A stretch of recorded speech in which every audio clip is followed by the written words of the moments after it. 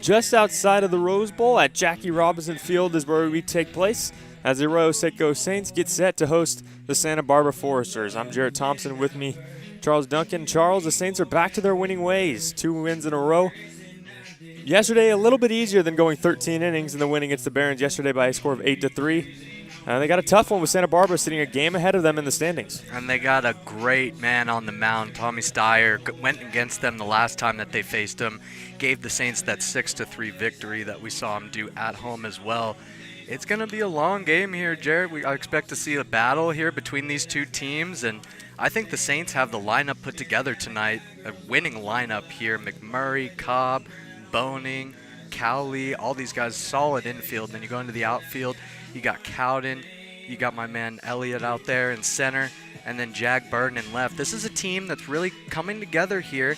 They've been right around 500, and I think right now is the time that they're going to excel, and this is the game to do it and start extending their winning streak. Yeah, and like you said, Tommy Steyer on the mound.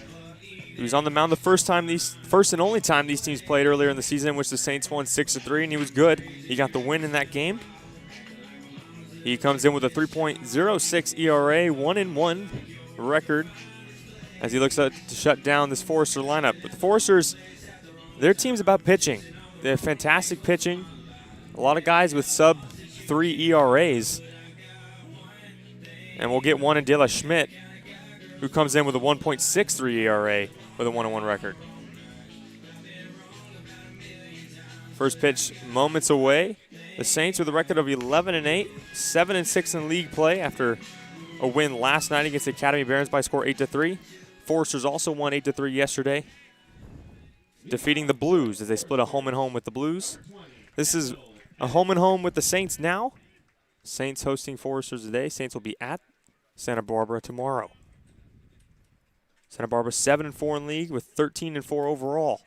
As here we go, Kendall Pettis, the center fielder for Forester, digs in, and Tommy Steyer's first pitch is taken for a strike, and we're underway here. Steyer, no stranger to the strikeout, has 15, fourth on the team. Yeah, both these starters, not huge strikeout guys, but average about a strikeout an inning. And Steyer looking for maybe a quick one here on Pettis.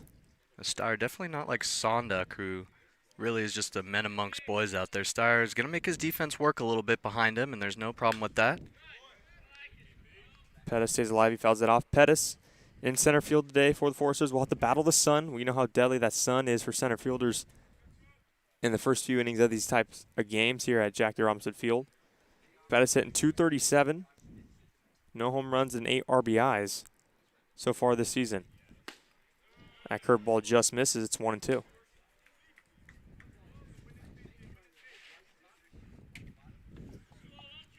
For the man Pettis, he's a speedster out there.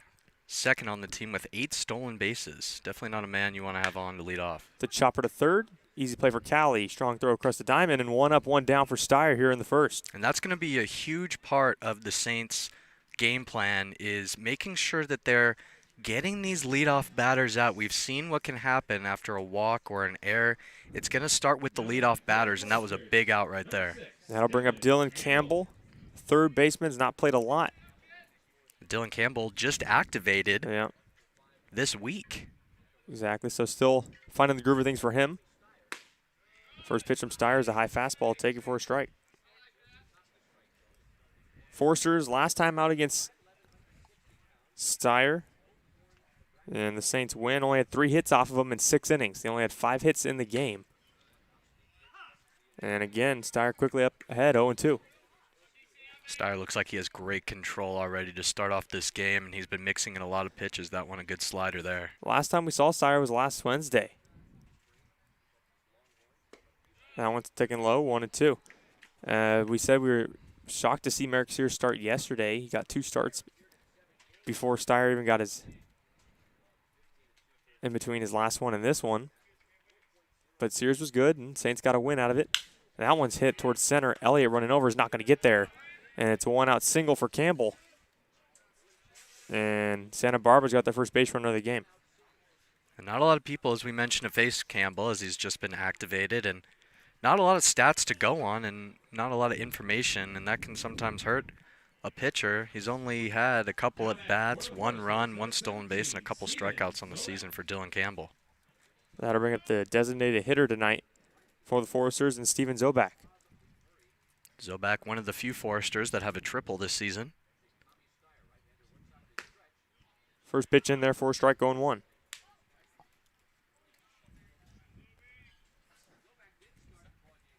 Zobak, the lefty, had the day off yesterday.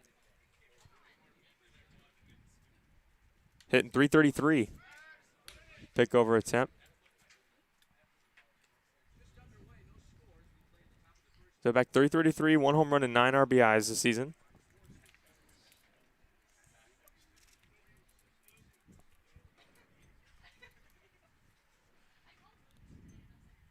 The 0-1, runner takes off, and it's fouled back. And it's quickly 0-2 again now, this time to Zobak. And that's going to be interesting. Something to keep an eye on, Charles, is with Bo Willis behind the plate, we've seen opponents like to run on him when he's back there. And we see early the first base runner and Campbell already taken off. Yeah, we've seen the Saints change up their catchers seemingly every game. We've seen Tanner Lindsley get some time in there, Peyton Lewis even getting some time behind the dish. Let's see if Bo Willis can keep those balls in front of him today. The 0-2.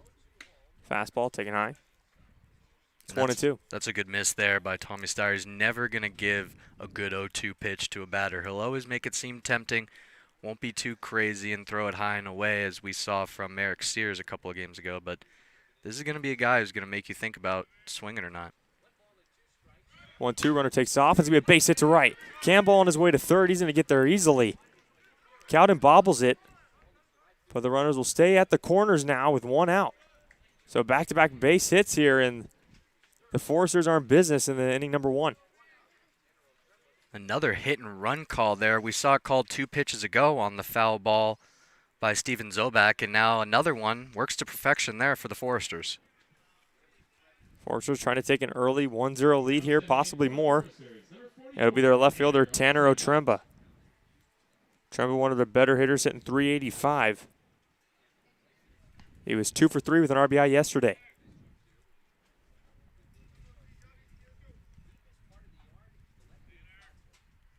First pitch from Steyer. It's right there for a strike. So Steyer doing a good job getting ahead of these hitters. Has had 2 strikes on all of them, but unable to get that strikeout pitch and punch him out as 2 base hits on 1 and 2 counts. Has the Foresters in business. And everything that Steyer's doing in this first inning has been right. He's been attacking the hitters, not giving anything too good. He's got to continue doing it. Runner takes off. Swing and a miss, and it's going to be easy stolen base for Zobak. Willis is elected not to throw, and now it's second and third. Another 0-2 count, but the double play is not in order anymore for Steyer and the Saints. And this becomes an even bigger out now, Jarrett, with the double play not in play now, as Steyer's going to have to work himself and try to get a strikeout here. This would be a big strikeout. Foresters aggressive on the base pass already. Strikeout situation for Steyer. The 0-2. Sidearmed it a little bit, and that one's taken low, 1 and 2. That's something we've noticed from Steyer. He sometimes, as we mentioned, is going to come up top, and then he'll get that little side action. He goes from about 1 o'clock, 2 o'clock, all the way down to 3 to 4. So a lot of range out of Tommy Steyer. 1-2. Got him swinging. A big strikeout for Steyer of Otremba, and he's out number 2 now. And just that arm location and the way that he throws that slider right there, it becomes a very hard pitch to hit, especially when you're having to keep an eye on where he's throwing that ball from. And that'll bring up Jared Thomas, the catcher. He also did not play yesterday. 2 out, 2 runners in scoring position for Thomas, trying to give his team the early lead. Steyer trying to work out of this first inning jam. No score in the top of the first inning. First pitch of Thomas. Swinging. Was early on it. It's 0-1. Great off speed there by Tommy Steyer. And Jared Thomas, a good all-around player. Bats .292, going inside the numbers. Has drove in 4 runs for the Foresters, and he's a ball magnet, just like our man Peyton Lewis. He's been hit twice in this season, leads the Foresters. The 0-1. Fastball taken high, 1-1. Peyton Lewis hit again in the game that we called yesterday, Jared. That man cannot catch a break. Yeah, Peyton Lewis, the day off today. He had 2 hits yesterday as well.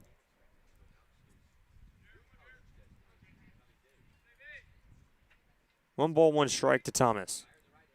Steyer winds up, pitches, and it's fouled off, 1-2. Steyer another strike now from getting out of this and getting these Saints bats to work.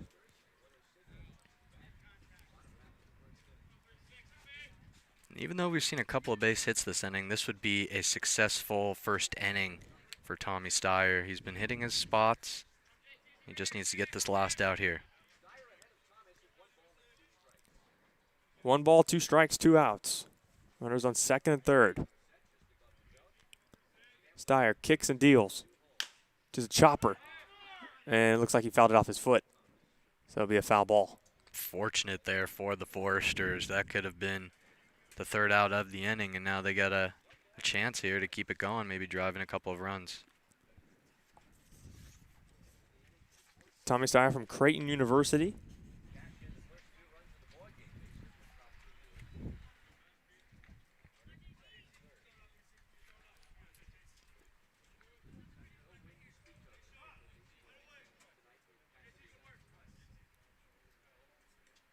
A little bit of a more overcast day, but still hot out here. 1-2, fouled off the end of the bat. Still definitely feels hot, even though the sun might not be as bright or as shiny as it has been in previous games. And we'll take it, Jared. We got a little tarp over us here at the broadcast booth, but we're still feeling the heat constantly, and it's strange at this field how it can go from 93 at 6 o'clock all the way down to 75 by the time that this game is wrapping up. Another 1-2 pitch from Steyer. Fastball fouled back. Good battle here by Jared Thomas. Not going down easy.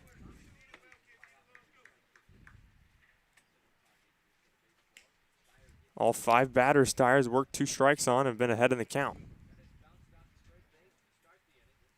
A lot of 2-strike foul balls here from this Forester team. Steyer got Otremba to swing and miss for strike 3. Now trying to do the same with Jared Thomas. The 1-2 to the Forester backstop. Chopped foul again. Great job here by Thomas, staying alive, continuing to foul these off, fight them off, and waiting for his pitch. And even if he doesn't come through with, say, a hit or just getting the pitch count up, letting Steyer be out there a long first inning.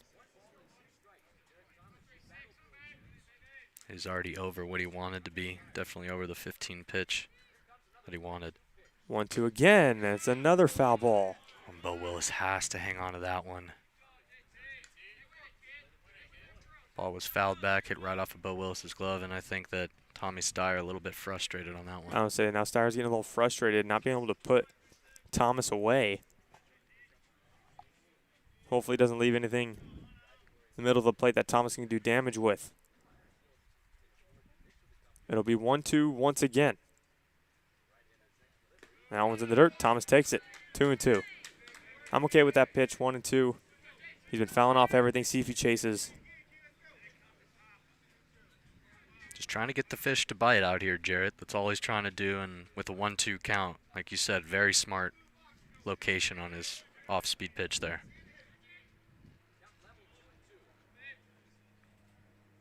Two balls, 2 strikes.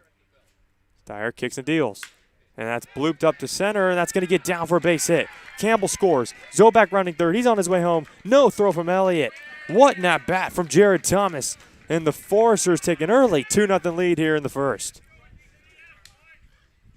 And that's all credit to him battling up there at the plate, Jarrett. Able to fight him off constantly, and he gets his pitch right there and is able to bloop it out there. A nice Texas leaguer right there. Probably came off the bat at like 40 miles an hour and just bloops right into center field.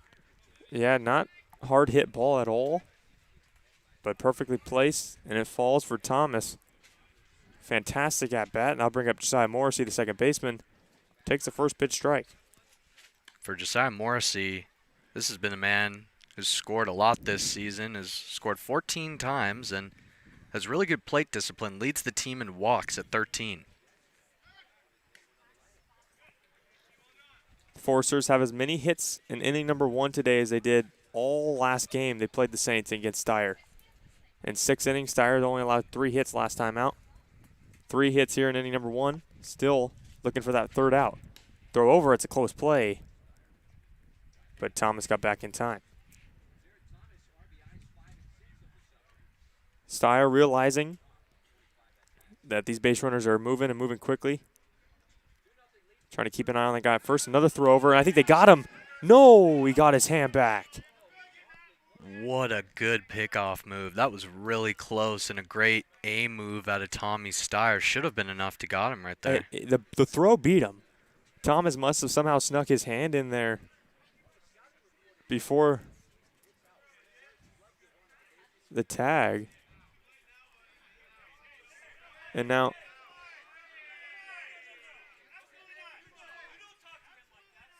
the argument going on. The first base umpire,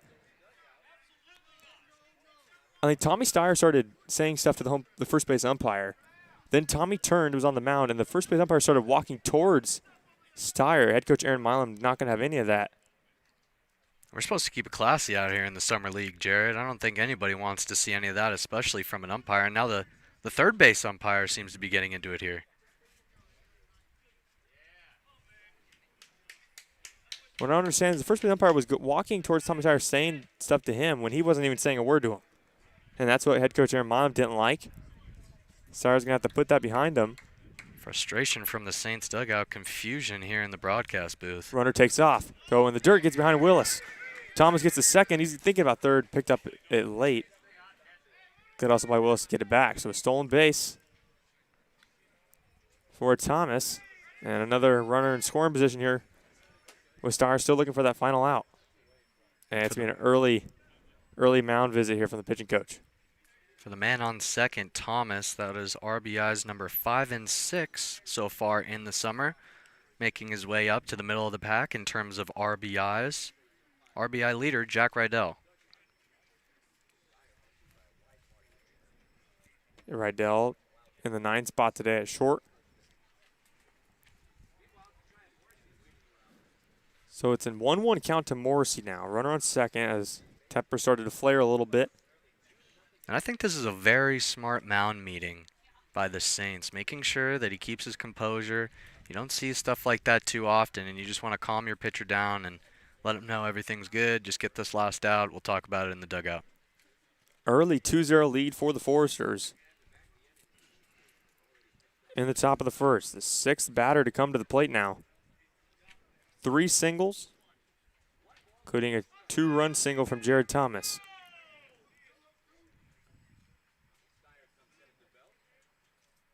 1-1 from Steyer. Outside 2-1. And we've seen so much with the Saints, them striking first in the first inning lately. This time it's the other way around. They're going to be, before they even get their first plate appearances, they're going to be coming from behind. Be interesting to see how the Saints handle that.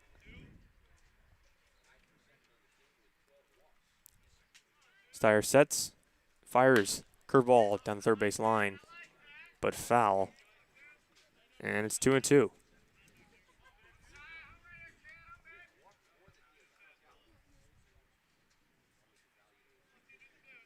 Morrissey hitting .267. It's got a home run, 6 RBIs. The 2-2. Just outside. It's a full count. Steyer throwing a lot of pitches already here in this first inning. He is, Jared, and I think a couple of these calls are starting to get to him a little bit. Not having the same location, and now he's falling behind on some of these hitters. 3-2 pitch. And it's not even close. Ball 4. Morrissey works a walk, and that'll bring up the 7th hitter of the inning and right fielder Carson Wells. And this is a man that you really got to attack if you're Tommy Steyer. Wells, a major strikeout victim, has 12 strikeouts so far this season, second on the team, and definitely a guy that Tommy wants to get out right here. And the Foresters, they will take their walks. Last time they played the Saints, they only had 5 hits, but they had 8 walks. Very patient team. Will not chase a lot. First pitch from Steyer, that misses. And that's yet again Josiah Morrissey getting another walk. That's his 14th walk. Man is disciplined at the plate. We saw him take that to a full count. Got to pitch well to that man. And I wonder if anything with that pickoff, which he thought he had Thomas picked off, has anything to do with Steyer right now. Now having trouble finding the zone. He does there on the inside part of the plate. Oh, and it's 1-1. It definitely does, Jarrett. I can speak from experience as a pitcher. When you think you get a call, it's hard to let some of those things go. You got to have that short-term memory. My best advice that I got was be a goldfish. Have a 10-second memory and just let it go. But it's easier said than done. The 1-1. That's in the dirt. Good block by Willis. And it's 2-1. And that's why I thought it was a good job by the pitching coach to go out there and talk to him, try to settle him down. But Steyer just trying to get out of this inning and get to a new inning. Only has allowed 2 runs, 3 hits, and 1 walk.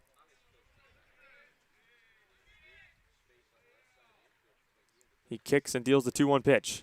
And that misses. It's 3-1.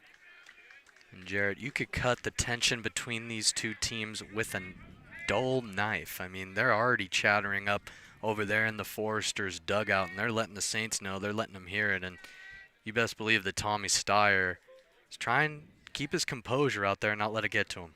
Absolutely. You know, these teams not big fans of each other. 3-1. And that misses inside. So back-to-back walks, loads the bases now. And he'll bring up first baseman Max Mcguire, son of the great Mark Mcguire.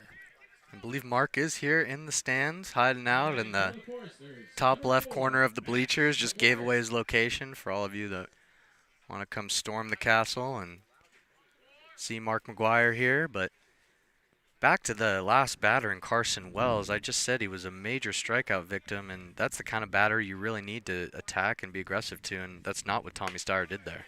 And he's just having trouble locating the fastball right now. Ball 1 to Mcguire. He's missing his fastballs up high. He's not finishing down on his sliders. I really think, like you said, Jared, he's just kind of shaken up over that call at first. Needs to get over that now. This could be a big out. Forsters trying to add on to their already 2-0 lead. Chopper back to Steyer. A good throw to first is in time, and he gets out of it. A rough inning for Steyer here in the first. The Forsters get 2, and it's an early 2-0 lead as we go to the bottom of the first.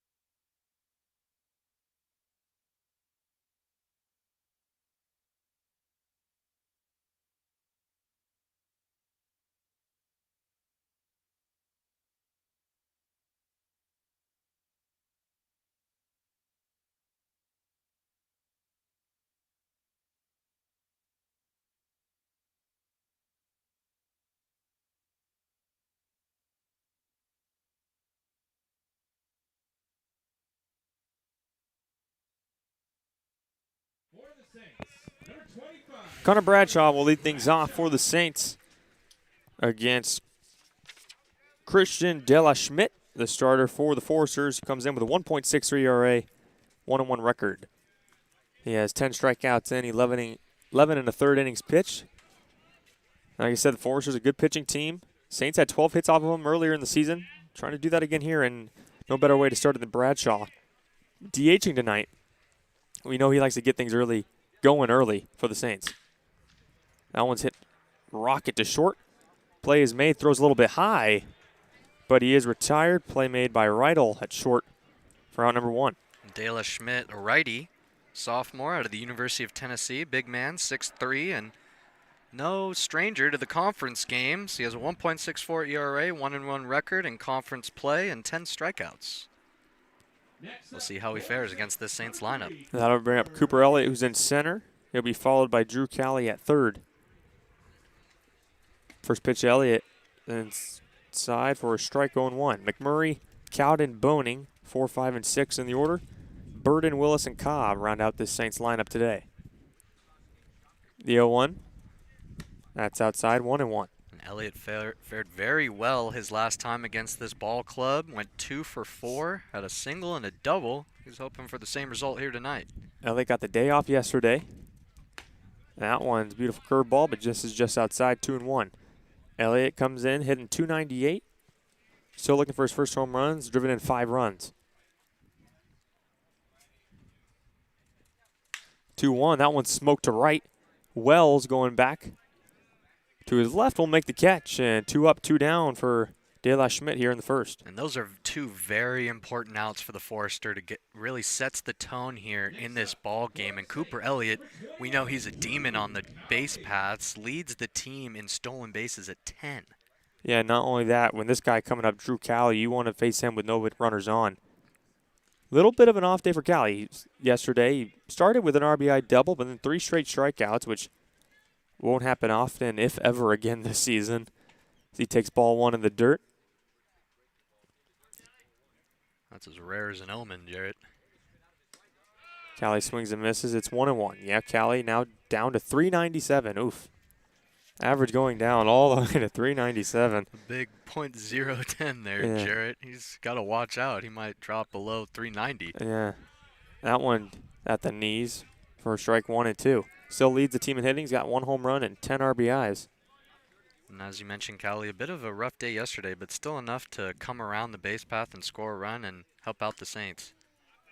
De La Schmidt misses with that one, 2-2. Basically, Jarrett, no matter if it's an off day for Cowley, he's still producing. That's the amount of talent that this man has and how on he's been this summer. Absolutely. Still impacts the game for the Saints, whether it's offensively, defensively, or just presence in the locker room. But right there, he takes strike 3 looking. 1-2-3 for De La Schmidt in the first. The Foresters' dugout is loud. Let's see how the Saints respond. They trail 2-0 as we go to inning number 2. You're listening to Saints Baseball on the Arroyo Seco Saints Radio Network.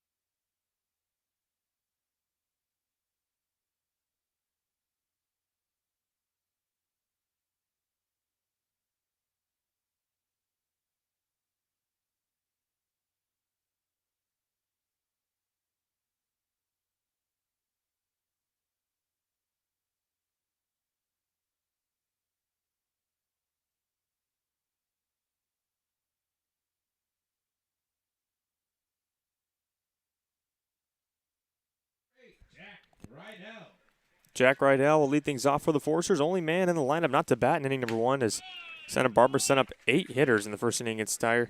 As Rydell, the RBI leader for the Foresters, takes ball one. Steyer looking for a much better inning. Threw 40 pitches in the first inning, but quickly behind 2-0. In 40 pitches, your goal is to be right between 10 and 15. That's already near 3 innings worth of work, and hopefully he can have a quick inning here to make up for that. That one's in there for a strike, 2-1. And I know how good Steyer did against the Foresters last time out, and maybe that's why Milam went with Sears yesterday, but it's also very difficult to face a team twice. That same lineup, seeing the same pitchers twice, gives them a little bit more of an advantage. It's very difficult to go 2 outings in a row shutting down a team. And I agree with you, Jarrett. Questionable call. Obviously, you can find success multiple times, but to ask for the same thing twice in a replica is very hard to do. And obviously, the Foresters going with a little bit of a different lineup than what Steyer saw the first time. But still, a couple of the guys in there know Steyer and can give some updates and give some tips on how to hit against him. That fastball blown by Rydell, and it's 3-2 now. Do not want to walk the leadoff guy. And you definitely don't want to walk Rydell. Man has a lot of power as well. 2 home runs, leads the team. The 3-2. And it's called strike 3. Rydell started jogging to first, thought it was ball 4. Steyer gets his second strikeout and out number 1. He's keeping that strikeout and inning pace, but I'm sure he would trade that strikeout, both strikeouts, to make up for both of those runs for sure. That'll bring up Kendall Pettis, the center fielder. He grounded out to start the ball game.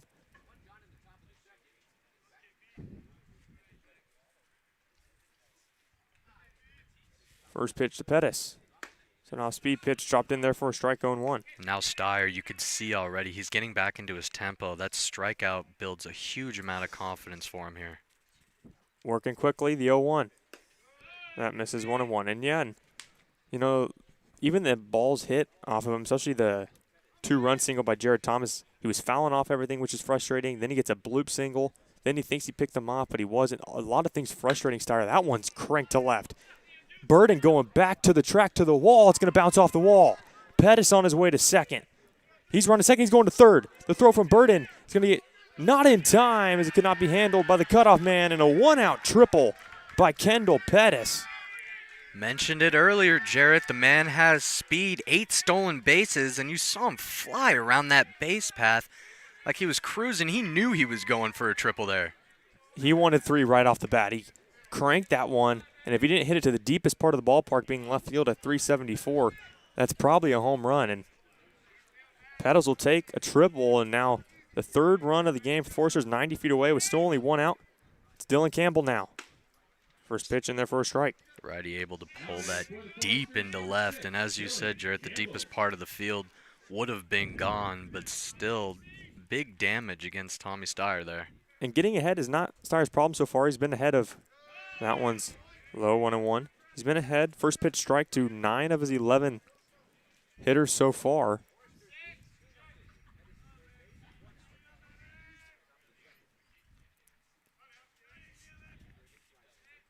The 1-1. Swing and a miss. It's 1-2. A strikeout here would be big for Steyer. Campbell fresher than a Subway sandwich, and this man leads off with a single since he's been inactive for quite a minute, and he's hoping to do that same thing again here. He's down 1-2. Let's see if Steyer is able to ring him up here. He definitely wants to. 1 ball, 2 strikes. The pitch to Chopper off of Callie's glove over his head. And it'll be the second hit of the game for Campbell in as many innings. And the Foresters add on. It's 3-0. It seems the late start hasn't done Campbell in at all. This man's on right now in this ball game. A quick 2 for 2, and another run drove in here by Campbell in the second inning. I'll bring up Zobak. He singled as well. As the Foresters look to keep pouring it on Steyer and the Saints early here. Saints could really use a double play to get some momentum and get them out of this inning. Just something going their way. First pitch, Zobak's blooped out to left. Burden run in. He's not going to get there. It's going to drop for a hit, a bloop hit. Campbell on his way to third. Zobak to second. The throw from Burden goes to second. Not going to be in time. It's a bloop double for Zobak now. And everything is going Santa Barbara's way right now. Texas League hits. These guys are getting these bloop 50-mile-an-hour off the bat singles. And what really impresses me, Jared, is the speed that they're putting out there on these base paths. We saw the man Campbell running all the way from first, gets 2 bases on that bloop. Really impressive by him there. And Bo Willis is going to go talk to his pitcher. Steyer getting ahead of guys, but can't put him away with 2 strikes. And 3 straight hits. Bet you if you look into some of the history behind these guys, they've definitely ran some track in high school or something, because the speed is ridiculous. 6 hits, and we're not even through the 2nd inning now for the Foresters. 2nd and 3rd, still only 1 out. Here's Otremba. He was the 2nd out in the first via a strikeout. First pitch, chopper back to Steyer. Runner coming home. He flips it with his glove to Willis and the tag. What a play. Heck of a play by Steyer there. Backhanded flip with the glove. He gave him the Kembe Mutombo. No. Nice little glove flip to Bo Willis. Unbelievable. Those are the kind of plays you usually have to pay for, and out here in summer ball, you're getting them for free. Big out number 2. Meanwhile, Zobak takes 3rd, so runners at the corners now. And up to this point, Steyer had only allowed 6 hits in the conference all season. Anytime he faced a conference opponent now, make that 12. He's doubled that total. Yeah, the real first outing that Steyer's been roughed up a good amount early on, and it'll bring up Jared Thomas, the guy that really got all of this going with a great at-bat in the first inning. Really got the Foresters' dugout involved and carried all the momentum after his fantastic at-bat in the first inning. First pitch to him, he's swinging again, out to center. Elliott running back just shy of the track will make the catch for out number 3. But 3 straight hits, a triple from Pettis. Comes around to score on the Campbell base hit, and it's 3-0 Foresters as we go to the bottom of inning number 2.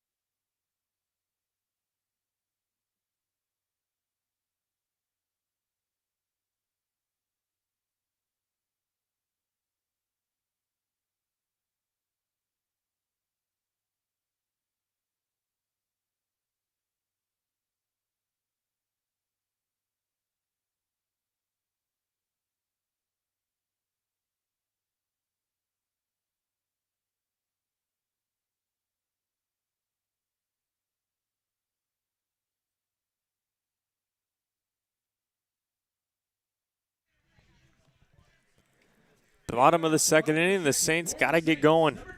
Trailing 3-0 early here from the Foresters. McMurray, Cowden, and Boning due up as they find themselves in a hole. It was a perfect 1-2-3 inning for De La Schmidt in the first. First pitch to McMurray, way out in front of the slider, 0-1. Great stuff so far out of the University of Tennessee product. been firing, locating his pitches very well, and continuing to get through this Saints lineup. It looks like the Saints just need to find something to give them momentum, something to go their way. And that one's in there, 1-2. As the Foresters dug out, there's just a difference right now in the game, and the momentum is all on one side, and the Saints got to get something going their way. The 1-2, that's not a way to start it. McMurray goes down swinging.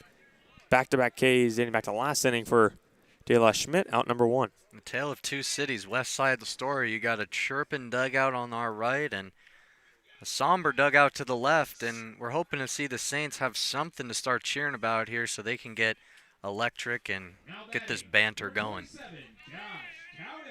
And here's Josh Cowden. Cowden with his average around 294. He's got 2 home runs and 14 RBIs. His 14 RBIs good enough for second on the team as he takes ball 1. And really just a hit, anything here, a walk out of the Saints just to disrupt De La Schmidt's tempo. He's just going back and forth, easy money, throwing these pitches in there. That one's low, and it's 2-0 now. Lost his hat there on that one. He's just throwing with so much ferocity, losing parts of his uniform.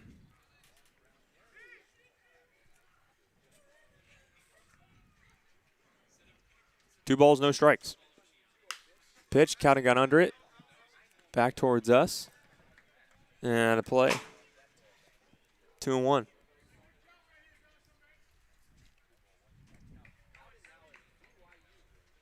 Josh Cowden from BYU.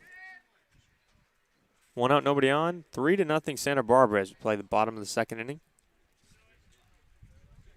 He swings and misses, and from 2-0 to 2-2 now. Cowden was in the game last night as well. Didn't get a hit, but walked twice. That's very good plate discipline for the Saints. Yeah, that's 6 walks for Cowden in the last 2 games. That one's a beautiful pitch. Strike 3 looking. Cowden goes down, and De La Schmidt is in the zone right now. And with all these strikeouts coming, Jarrett, this is the man who really needs to make sure that doesn't happen to him. The strikeout leader for the Saints, Brandon Boning, 18 Ks on the season, but has been starting to turn it around in the last couple of games, has brought his average up close to the Mendoza line, and we've seen a different Brandon Boning so far.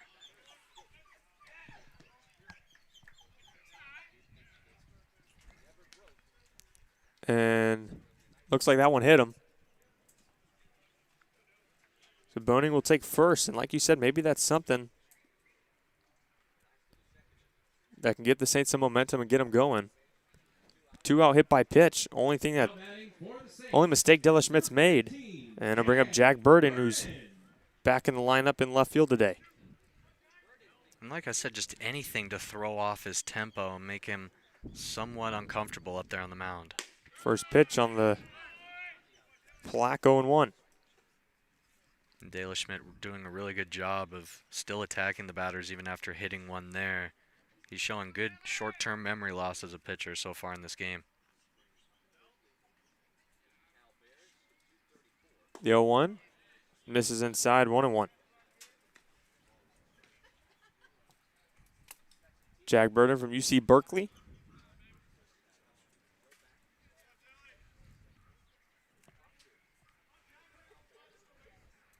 Haven't seen Burden in the lineup much, but he's back out there and left. 1-1 right there, 1-2. It's real good to see him, and the Saints are going to need him here in this ball game. He's one of the best extra base hitters on the team, has 5. Going inside the numbers, a .286 average, 8 runs batted in, and 12 runs total. The 1-2, Boning takes off. It doesn't matter, it's a swing and a miss. And De La Schmidt strikes out the side. He's got 4 Ks through 2 innings. We'll go to inning number 3 with the Saints down by 3. You're listening to Saints Baseball on the Arroyo Seco Saints Radio Network.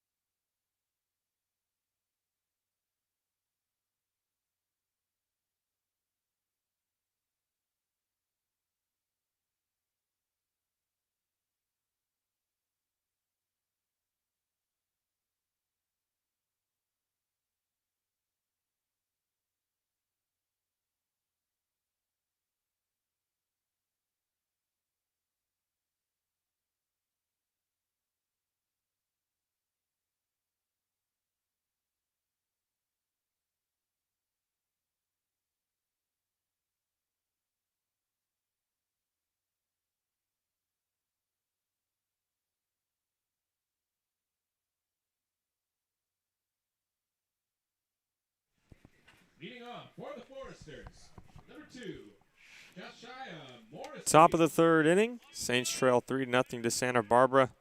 As Josiah Morrissey will dig in and lead things off. He walked, but was stranded on second. When the Foresters stranded, the bases loaded in the first innings. First pitch swinging down the left field line. No chance for Burden as that one will go foul. And quickly on one. And Charles, we saw last night Merrick Sears, first 2 innings, a little bit of trouble. Then had a beautiful 1-2-3, and that really changed his game. We got to see something similar here from Tommy Steyer tonight. And Steyer, I think that's what it's all about. He needs to control the tempo, needs to have quicker pitches, needs to get these batters unsettled in the batter's box and really control this game. It's seeming that the Foresters are controlling him. 1-1 in the dirt. 2-1. Morrissey at 267, 1 home run and 6 RBIs. With Steyer back out there, you got to wonder how much longer he's got in this ball game. Over 60 pitches now and definitely approaching his pitch count. 2-1. Nice change up there. Morrissey out in front. It's 2-2. And that's his spot. That's his pitch with the changeup, having it sit just about right in the middle, looking so tasty that entire way, and then drops right below the knees. Beautiful pitch. 8 batters faced in the first inning, 6 in the second inning for Steyer. 2-2. That's low. In danger of walking the leadoff guy. That's a great miss right there on the 2-2, right below the knees, just where you want it.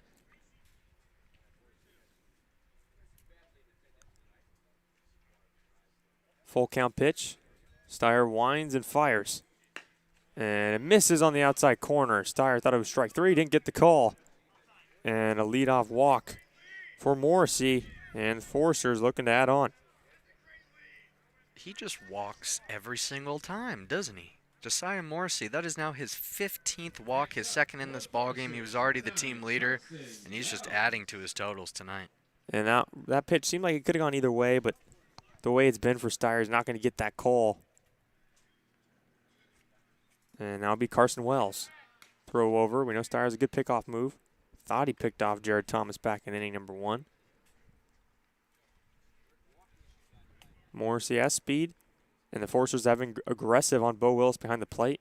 See how many pitches it takes for Morrissey to take off. Another throw over. He's back in time. Carson Wells at the plate. He walked the last time. Like you said, a guy that with Steyer stuff should attack. And as for Carson Wells, majoring in business, goes to the University of Southern California. Shows bunt, gets it down. Steyer might have a chance for 2. Throw to second for 1. Bonings fires across the first. Not going to be in time. It'll be a fielder's choice. Good job by Steyer moving quickly off the mound, and that's out number 1. That's what you love to see out of your pitcher. Having that mental awareness to check second there, was able to get the lead runner and almost able to turn 2 on Carson Wells. Good hustle out of him. It's that Trojan breed you get from SC. That'll bring in Max Mcguire, the first baseman. He grounded out to Steyer with the bases loaded in the first inning.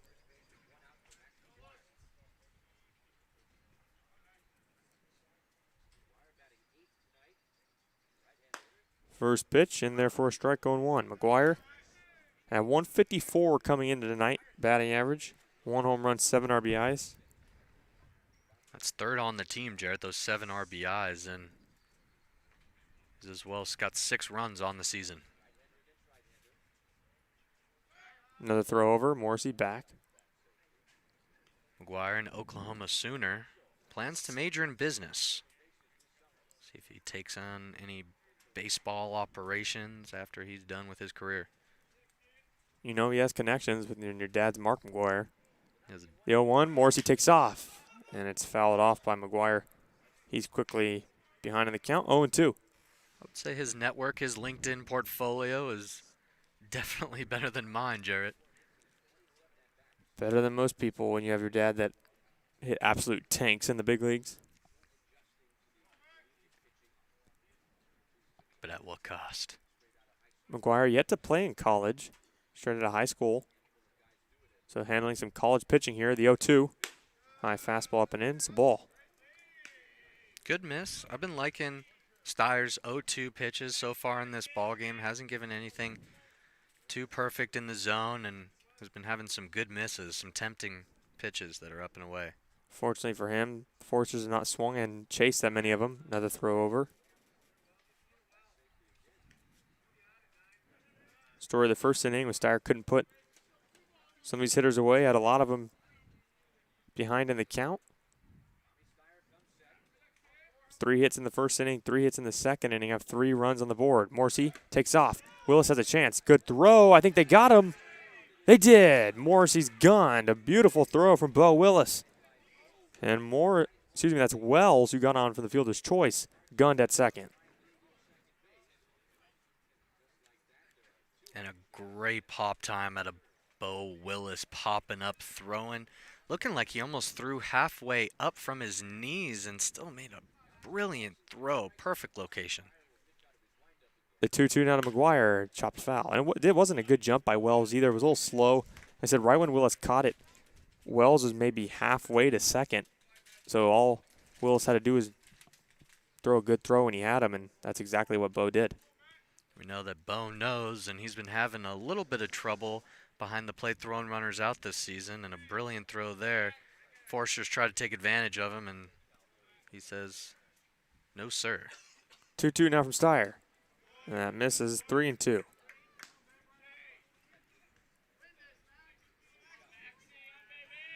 And now this is where you want to see Steyer just attack him right here. A guy hitting 154. Full count, nobody on. See what Steyer decides to go with. The 3-2 pitch. He got him with the fastball. Mcguire swung right through it. And a leadoff walk goes to nothing for the Foresters. Saints still trail by 3. So we head to the bottom of the third.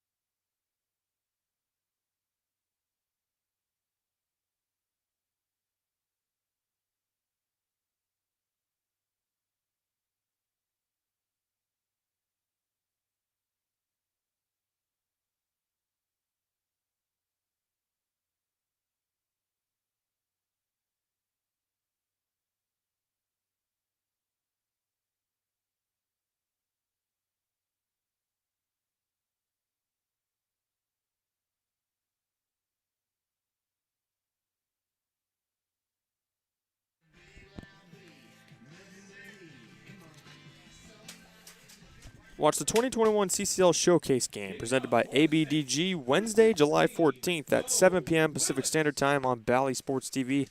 The CCL's top players will showcase their talents at the MLB Academy in Compton, California. Pre-game workouts begin at 4 p.m. Tickets will be available at the gate. For more information, visit calsummerball.com and be sure to follow the action on social media using the hashtag CCLBaseball.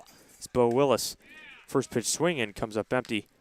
0-1 as De La Schmidt tries to continue what he's been doing all game, and that's shutting down these Saints hitters so far. There's one blemish on the De La Schmidt resume, a hit batsman, Brandon Boning, just last inning. Otherwise, he has really been commanding this ball game. He's already ahead in the count here, and like I've been saying, Jarrett, tempo is so key. He's just reeling and dealing. And what was the rocket to third? That's through the glove of Campbell, and Willis rounding first will stop there, and that's going to be a first hit of the game for the Saints. Leadoff single for Bo Willis here in the third inning. And much needed as well here in this ball game. It's just something to get the Saints' hopes going, and that's just what they needed, a leadoff single here in the third. Yeah, ball. Campbell might have said he should have made, but Bo Willis hit that hard. And an 0-2 pitch that De La Schmidt left hanging, and Willis took advantage of it. See if this can get the Saints going. Here's Jackson Cobb. Willis takes off first pitch inside. Throw down from Thomas is picked. No, it's into center. Willis on his way to third. And Bo Willis, the catcher. I don't know if you remember, Charles, but we made a joke about Bo Willis stealing earlier in the season. We sure did. We said, don't get your hopes up, Jared. And hey, there's my man Wheels being sparky out there on the base path. I told you we'd see one this season. And he comes all the way around to third now. Still nobody out. Saints' first run of the game, 90 feet away here. Good on you, Bo. You saw those wheels out there. Looked like he was going to be beat out by a mile, but gets underneath the tag and the ball gets out into center. He's on third now. 1-0 at the knees is called a strike, and it's 1-1 to Cobb. If Cobb just hit a ground ball up the middle or a fly ball deep enough, the Saints can get on the board here and get this 3-run deficit down to 2. 1-1 to Cobb. Ooh, way early on the off speed. It's 1-2. A good slider there. Gets Cobb out in front. Still have a really good chance with no outs and Bo Willis on third. 1-2. It's a grounder to second. That'll get the run in. Play is made by Morrissey and Cobb. An RBI ground out. The Saints are on the board.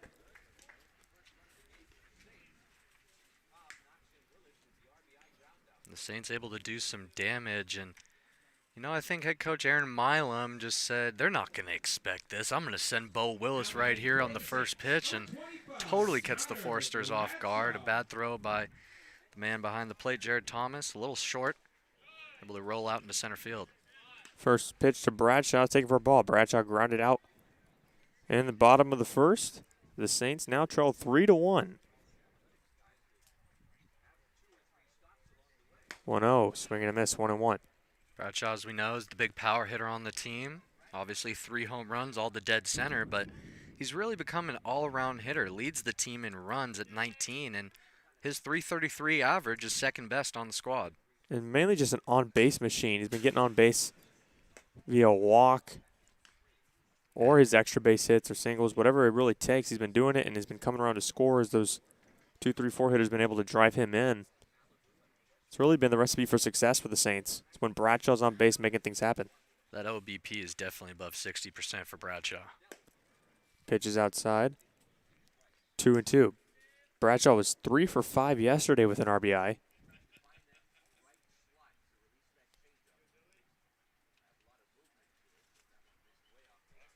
2-2. Fastball taken high. 3-2. Now we're seeing the Saints able to get De La Schmidt up in the count here, utilizing a lot more of his pitches, and we're able to see a few more as well. It's going to be good to keep that trend going. Yet to walk someone today. And Bradshaw check swing. It was ball 4, and he went. And it's the 5th strikeout of the game for De La Schmidt. Bradshaw's down. 2 gone. And you know Bradshaw's kicking himself for that one. Really tried his best to hold up on that check swing. Just went a little bit too far. Really hard to hold those swings up. Yeah, it was ball 4. Would have taken a walk. Instead, it's out number 2.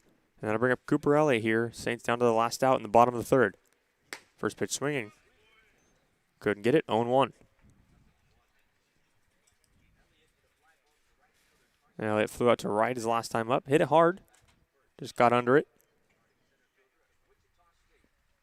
The 0-1. Gets under it again out to center. Pettis. A few steps to his right. Will make the catch.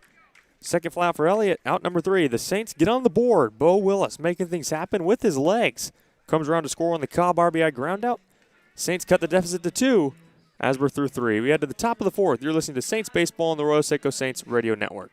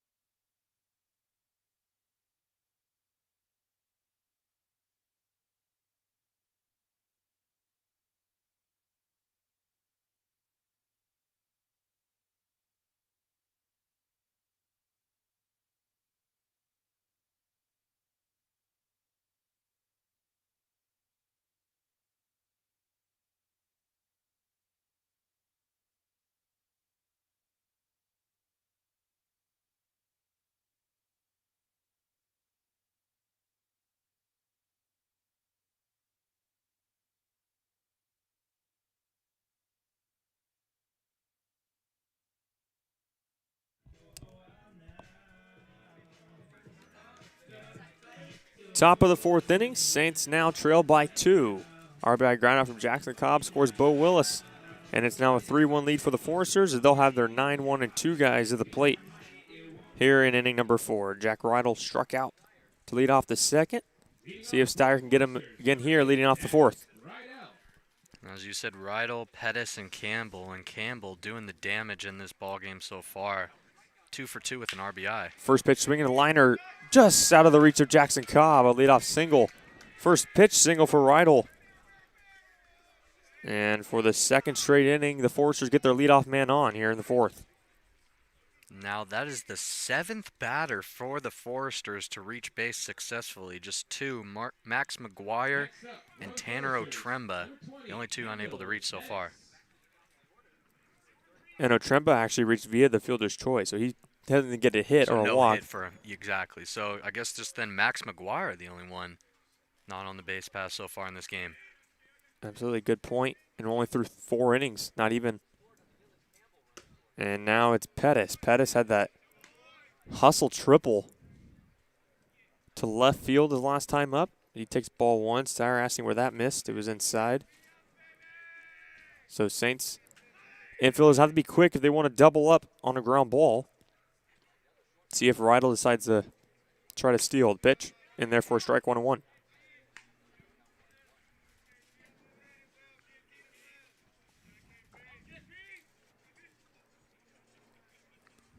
With that triple, Pettis ties Steven Zobak for the most triples on the team at 1. 1-1. Foul back, it's 1-2. Again, Steyer getting ahead in the count. Trying to find that strikeout pitch. He's got 3 so far through his 3 innings of work. Going inside the numbers on Kendall Pettis. Good all-around hitter, 237, 13 runs, 8 runs driven in, and 8 stolen bases, as we mentioned. Electric on the base path.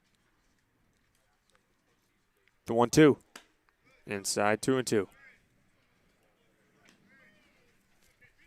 Foresters just finished a home-and-home with the Blues. They lost on the road, but won back home yesterday, 8-3. Now tied with the Blues at 7-4 league record. Top of the South standings. At the chopper to third. Cali got to be quick with it. Throw over to Cobb for 1. Now throw at first is Pettis. Too quick to double up, but they'll get the fielder's choice out and 1 out here for Steyer in the fourth. That would have been shocking if they'd been able to get Pettis there. The amount of speed that we saw on that triple, you know he's going to be able to beat that out. Kind of wheels it could beat out for an infield single. That's how fast he is. And that'll bring up Dylan Campbell. Someone Steyer's not been able to retire 2 singles. He came around to score in the first. Drove in a run in the second. Time off is done and well, Jarrett. Yeah, some people they need time, need a bunch of games to get going. For Campbell, not one of those. Came in ready right away. And for Campbell, that was the first RBI for him on the season. Had scored a run himself, but hadn't driven in a run up to this point. Steyer keeping an eye on Pettis. As we mentioned his speed, you know he'll be trying to steal second. Willis got to be ready behind the plate. Pettis leads at 8 stolen bases. Doesn't lead, just second. Really close, though. Leader has 9. Thinks about going. Campbell late swinging. Late decision to swing the bat there, and he's behind 0-2.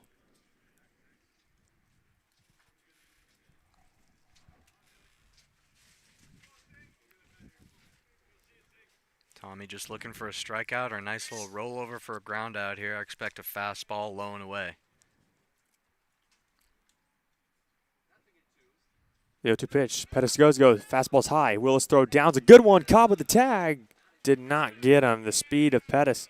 Beautiful throw by Willis. Just a tad too late. Pettis' speed gets him the stolen base.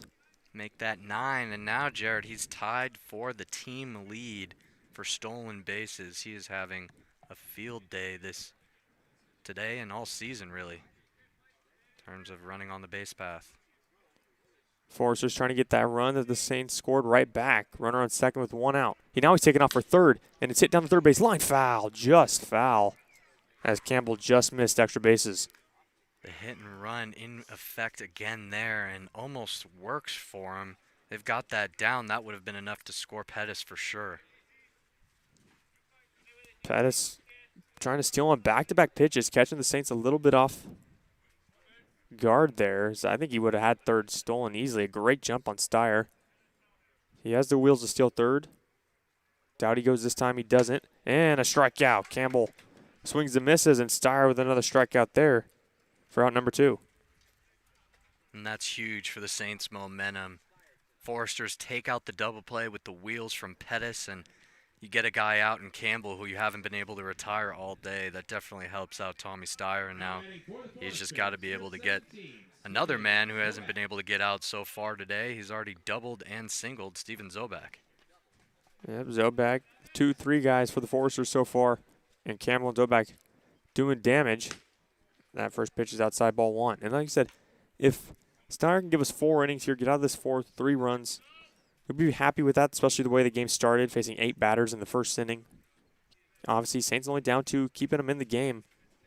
It's a winnable ball game for the Saints. Just don't want to let it get out of hand. See if we can get Zobak here and leave Pettis stranded on second. The 1-0.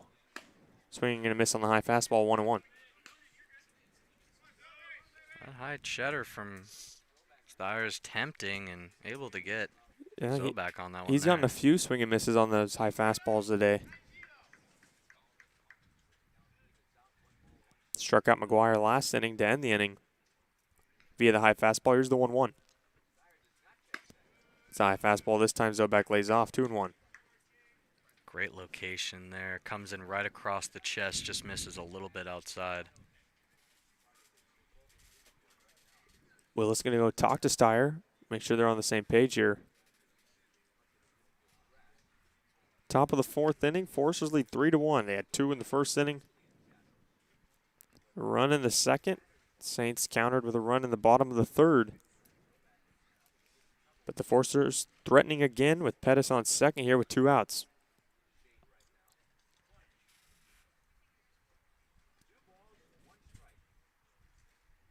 2-1 to Zobak. Steyer's kicks and deals. That's hit out towards center. Looks playable for Elliott. Few steps in. Barely has to move. Will make the catch. And Steyer does a good job working out of it. And Steyer's through 4. The Saints trail 3-1 going to the bottom of the 4th.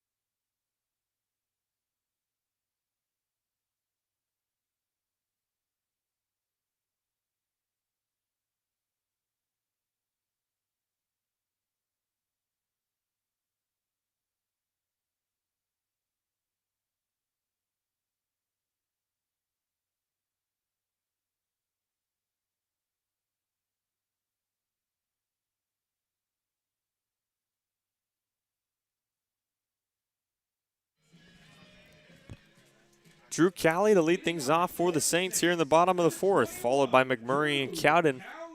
As the Saints got one last inning, try to get another here off starter Christian De La Schmidt. Cowley, McMurray, and Cowden all struck out their first time against De La Schmidt. Yes, and as we mentioned, Cowley struck out 3 times to end the game last night, starts the game off with a strikeout. He's definitely going to be looking to make some contact in this at-bat. Yeah, and this is really, I mean, only 4 at-bats, but the slump that the biggest slump Cali's had almost all season because how good he's been. If your coach is at Cal Poly Pomona where Cali plays, you know that's very encouraging. 1-1, Cali goes the other way down the left field line. It's going to be foul. And Cali in danger now of striking out again. It's 1-2.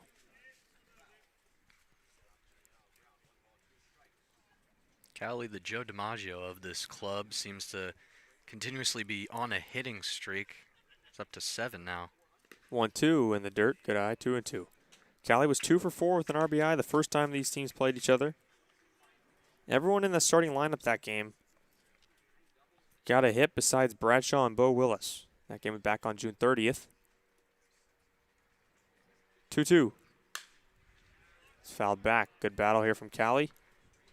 And trying to get that pinch count up by De La Schmidt. He's worked a few quick innings, see if he can get that pitch count up, get him a long inning, get those fielders out there standing out there for a long time. 2-2. And it's line's going to be a base hit to right field for Cali. No, what a play by the second baseman, but he throws him off. I got blocked by the umpire for a second. I thought it was through the hole. But a great play by Morrissey, but his throw to first pulled Mcguire off the bag. Josiah Morrissey, we've known what he's able to do in the batter's box, but showing off the defensive skills there. A nice sliding play, Pedroia-esque. Unable to make the throw would have been a very impressive play. Yeah, and I'm going to give that an infield hit for Cali. For sure. Difficult play from Morrissey. Made a good job. I thought it was through the hole for sure. Came out of nowhere, sliding. Couldn't make the throw. Saints got the leadoff guy on. Here's McMurray. Takes fastball high, ball 1. And that's back-to-back innings that the Saints have led off with a double, and they're able to score a run last inning, looking for the same result here. Yeah, Willis with an infield single as well off the third base glove. Stole second, got to third on the throw. See if Cali decides to be in motion. Throw, McMurray swings through it. It's 1-1.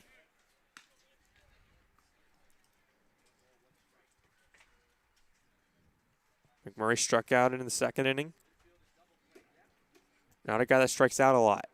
Definitely not. Had the least amount of strikeouts before, then at 4, now has 5 on the season. 1-1. There goes Cali, and that's going to be a bloop little hit. McMurray's going to get to first as Morrissey can't make the play. That was off the end of the bat. I don't know if it bounced first or was in the air. Nonetheless, McMurray was beating that out either way, even if Morrissey fields that. And back-to-back infield hits here for the Saints. Have them in business as the tying run's now on first for Cowden. Saints are just catching the Foresters way off guard all game. You saw Josiah going to cover second, obviously there on the throwdown, and it was a hit and run out of the Saints. We've seen the Foresters try it twice. One succeeded, and now 1 for 1 for the Saints here in this ballgame. And that brings up Cowden. You know, you don't always have to hit it hard to make stuff happen.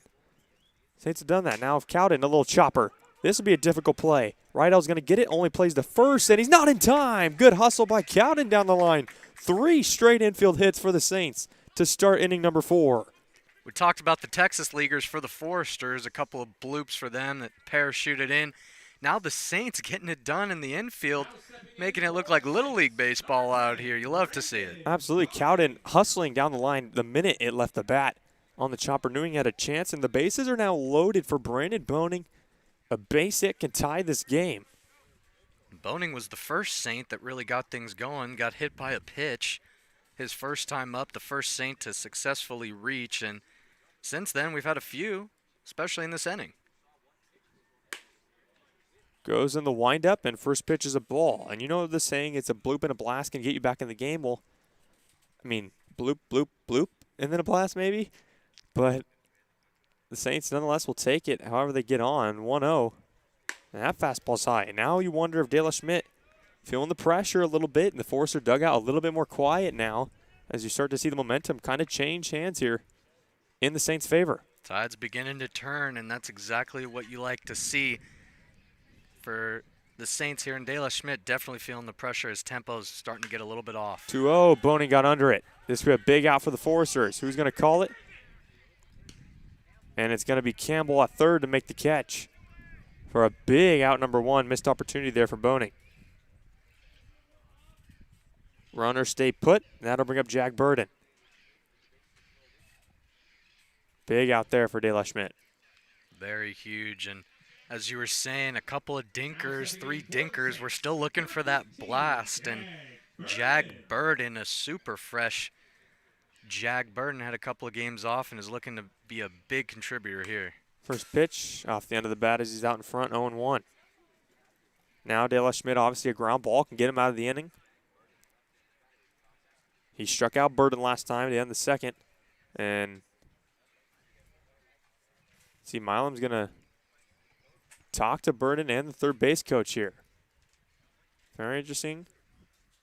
Saints maybe devising a little trickery or giving some notes here. It's a very close ball game. Still only 1 out here. You got to be cautious of grounding out into a double play, but let's see what head coach Aaron Milam draws up here with one away in the 4th. You wonder if they're talking about possibly a squeeze play maybe? I mean, obviously when you have a meeting like this, obviously it lets the other team know that they're talking about something. Maybe I have an idea. Let's see what. You see the meeting now between Jared Thomas and Christian De La Schmidt, definitely talking about it a little bit as well, I'm sure. Jared Thomas commanding this game, letting all the infielders know. That's what you want out of your catcher. He also singled in the first 2 runs in the first inning after a great at-bat. But let's see if Jack can put himself a great at-bat. He's behind in the count 0-1, but the bases are loaded with 1 out, tying run on second. The 0-1. And he swings and misses. It's 0-2. You got to stay off of those low fastballs. Saints have been swinging at a few that would have been balls, and we saw that one strikeout earlier. I believe it was Drew Cowley. No, actually it was, Jake McMurray, unfortunately, swinging at one that could have potentially been a walk. The 0-2, Burden dribbled to first. It's going to be bobbled. The throw to second is in time. No throw back to first. Mcguire bobbles it at first, gets the runner out at second. Nonetheless, a runner comes to score on the fielder's choice. It's now a 3-2 game. And that's 2 runs off of 2 fielders' choices for the Saints. Jackson Cobb driving in Bo Willis, as we said, back in the 3rd inning, last inning, and now another fielder's choice. And speak of the devil, Bo Willis back up to the bat here. Yeah, Bo Willis can get his 2nd hit of the game here. He could tie the game. Runners on the corners now with 2 outs. And that was really good just on the Saints for getting a run. And you had bases loaded, nobody out. The minimal you got to do there is at least get 1 run in. And fantastic by Burden following the count 0-2. Just put the ball in play. No matter if it was hit hard or not, just to get that run in. For sure, obviously with bases loaded, nobody out, you'd want more than, say, an RBI ground at the most. But they have a chance here to get more. Bo Willis behind the count 0-1 here. Saints have been known to put up a lot of runs with 2 outs. Swings at the high fastball was late, and he's behind 0-2. They're not as crazy as the Dodgers in the postseason with 2 outs, but they know how to get it done with minimal time left in each inning. And Bo Willis already starting off hot in this game, and he's the man who really got things going with the first hit of the ball game for the Saints and got a piece of De La Schmidt, and he's able to get the timing down. Hopefully he's able to do it again. That hit last inning came on an 0-2 count. He's behind 0-2 here. McMurray on third, Burden on first. A run already in. He throw over to first. I think they might have got him. They did. Burden picked off at first to end the inning. Great move by De La Schmidt. Gets Burden. The Saints get one back. It's now a 3-2 game as we're through 4. You're listening to Saints Baseball on the Arroyo Seco Saints Radio Network.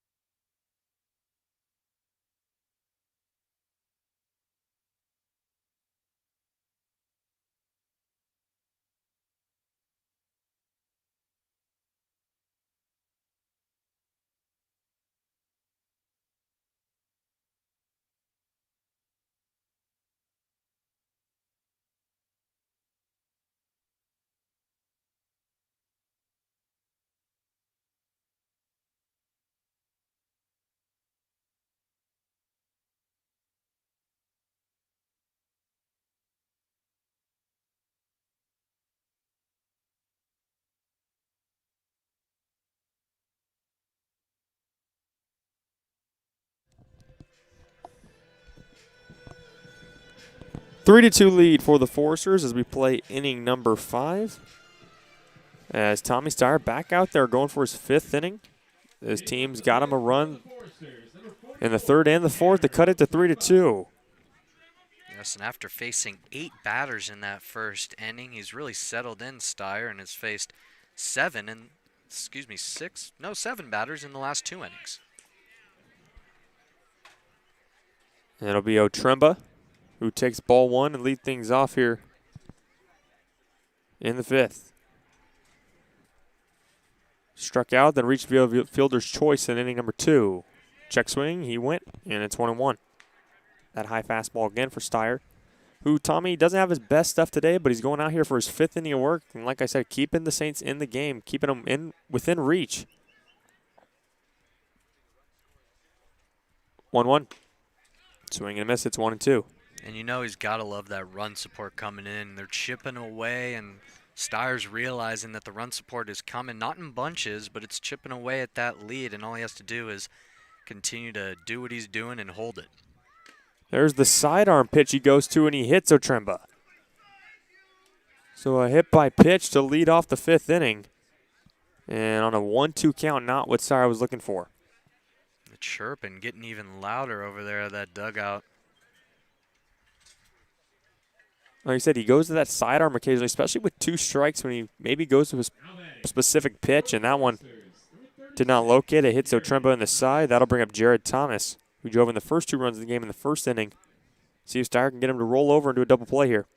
First pitch that has really gotten away from Steyer in this ball game, and that sidearm, it seems he's having a little bit of a trouble getting the location down, but when it's on, Jarrett, you get, like I was saying, from that 1 o'clock to that 3 o'clock release point, makes a huge difference for the batter to try to keep an eye on that ball. And if he can get that location down and just dial in a little bit more here in this inning, it could start to work out for him. 1-0, runner takes off. Throw down from Willis is not going to be in time. Good snag by Boning, but Otremba steals second. And just like that, the Foresters have a runner in scoring position with still nobody out. Both teams being very aggressive on the base paths today. Not the guys you're used to seeing. We saw Pettis, obviously, with some wheels today, but Tanner Otremba, the 4-hitter, showing off his display, as well as Bo Willis. 1-1 to Thomas. That's hit out towards deep center. Elliott going back to the track, just shy of the track, will make the catch. Otremba tags from second to third, and he'll get there. So the runner's moved over by Thomas. Steyer gets the first out of the inning, but the Foresters have their 4th run 90 feet away.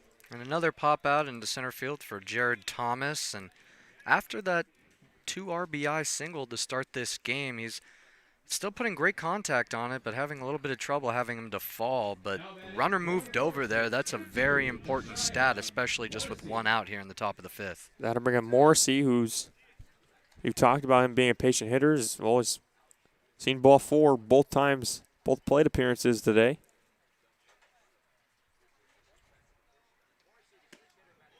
Pitch is outside, ball 1.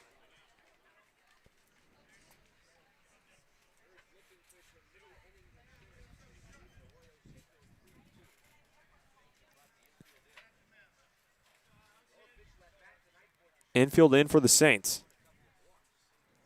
The 1-0 from Steyer. And a check swing, and it's fouled off by Mauricio. It'll be 1-1. A couple of check swings for the Foresters. One of them saving them early on that one. Hurting him a bit. Ended up being a strike there for Josiah Morrissey.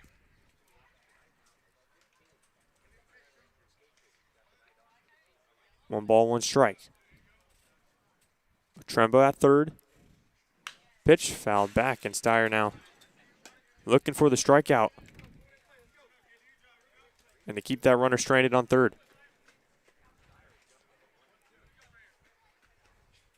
Steyer's definitely had some action behind him on the base paths, but has done a great job pitching from the stretch and keeping the Foresters at this 3 runs. 1-2. Just misses. It's 2-2.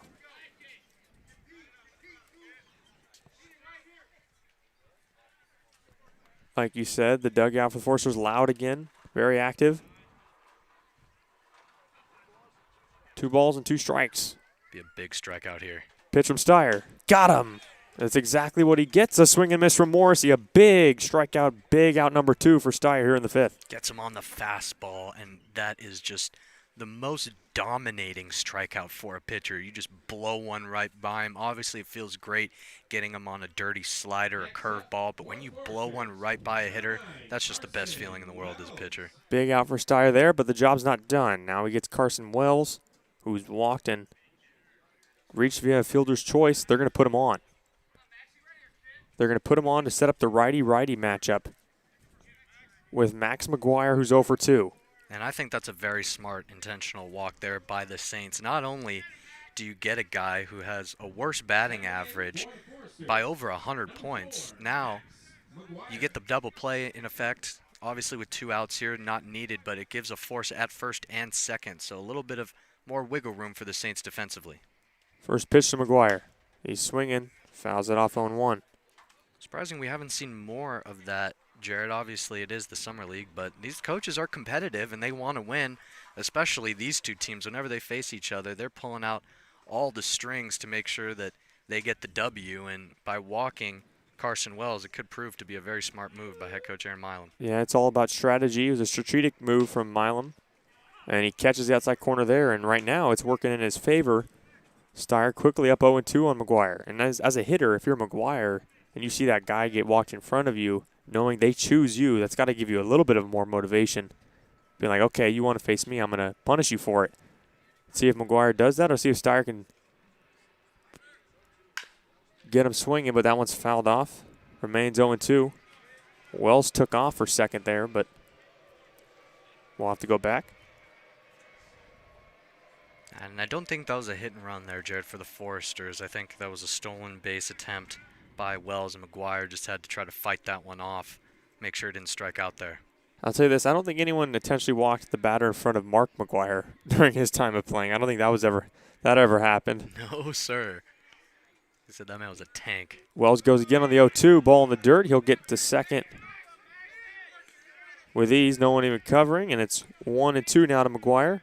And right now, if you're Steyer, don't worry about it. You just got to focus on Mcguire. Got to get him. And you got to think Max is feeling the pressure tonight. His dad in the stands. As you said, he's the man that got called up after the intentional walk. A lot of pressure.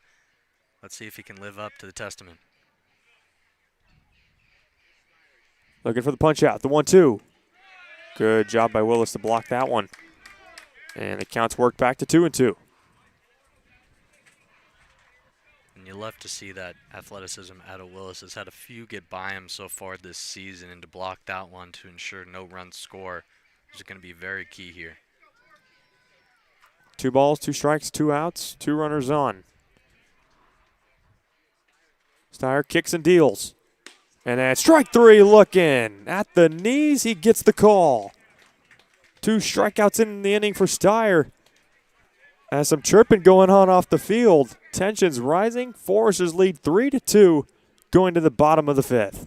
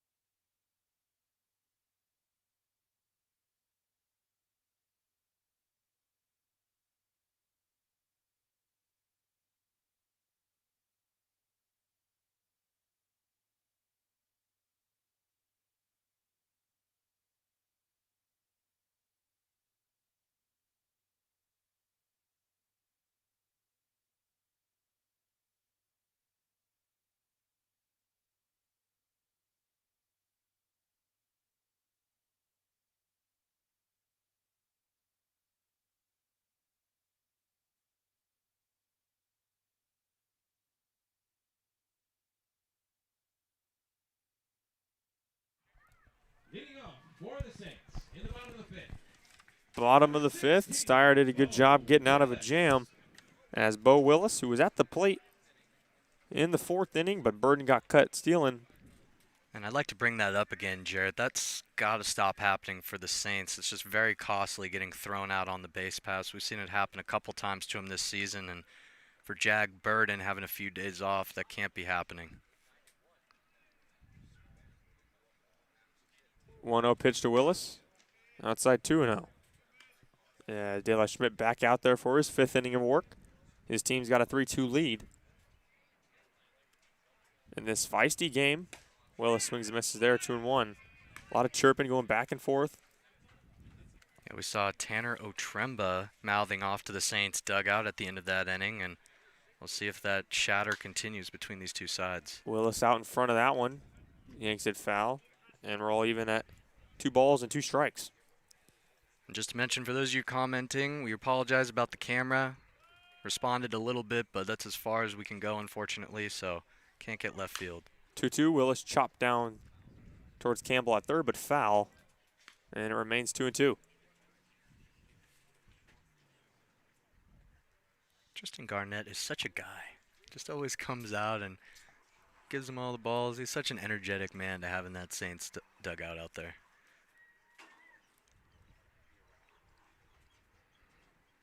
Two-two, and the dirt, and Willis worked it to a full count. 3-2. Some great at-bats by Bo Willis. As you mentioned, unfortunately, he got cut short last inning by his at-bat. Could have potentially drove in another run for the Saints. And he takes ball 4, a leadoff walk for the Saints here in the fifth inning. Third straight inning, they've gotten the leadoff guy on base. The previous 2 innings, that guy has come around to score. Let's see if Cobb can do something now. He had an RBI ground at his first time up with a run on first and nobody out now. And when Bo came around to score in the third inning, that was the 4th run he produced for the Saints, and he's starting to get that batting average up. He's well over the Mendoza line now and is starting to reach 250, about where we expected Bo to be this season, even a little higher. Cobb shows bunt, can't get it down as the pitch is low, strike 1.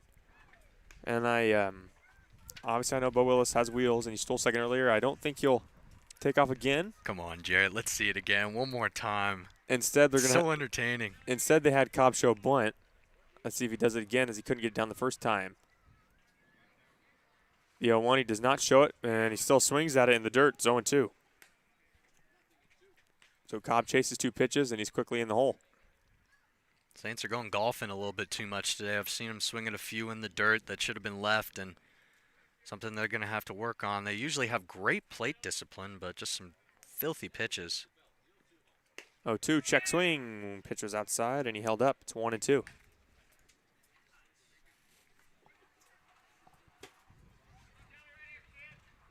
Going inside the numbers for Jackson Cobb, 271 average, 9 runs batted in, 9 walks, is 3rd on the team. 1-2, foul tip, and it's caught by Thomas behind the plate. And Cobb is the first out here in the 5th via a strikeout. Now we'll flip back to the top of the order in Conor Bradshaw. Next up for the Saints, number 25, Conor Bradshaw. And the top of the order has had its struggles so far in this game. 1 for 6 thus far with a couple strikeouts. Let's see if Conor Bradshaw can change that momentum. First pitch, he swings and misses. It's 0-1. At Bradshaw, the Saints are at their best when Bradshaw's flying around the bases. Yet to reach base today. Still got a very close contest in here, Jared, as the sun begins to set over Jackie Robinson Memorial. 3-2. That one's hit out towards deep left. Back goes Otremba. Back, it's going to be over his head. It's going to get down. Bounces up against the wall. Willis on his way to third. He's going to get the wave.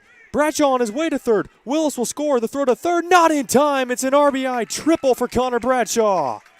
Get excited, Saints fans. That's exactly what we were hoping for. Conor Bradshaw showing the power that he's got, drills it way deep into left center, easily scores Bo Willis, his 2nd run of the ball game.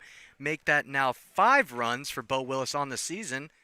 And we got a ball game here at Jackie Robinson Memorial, and we got a mound visit here for the Foresters. They are dead silent now. We are now tied. Conor Bradshaw doing what he does best, going the opposite way. We know he has opposite field power. That ball crushed over Otremba's head and left.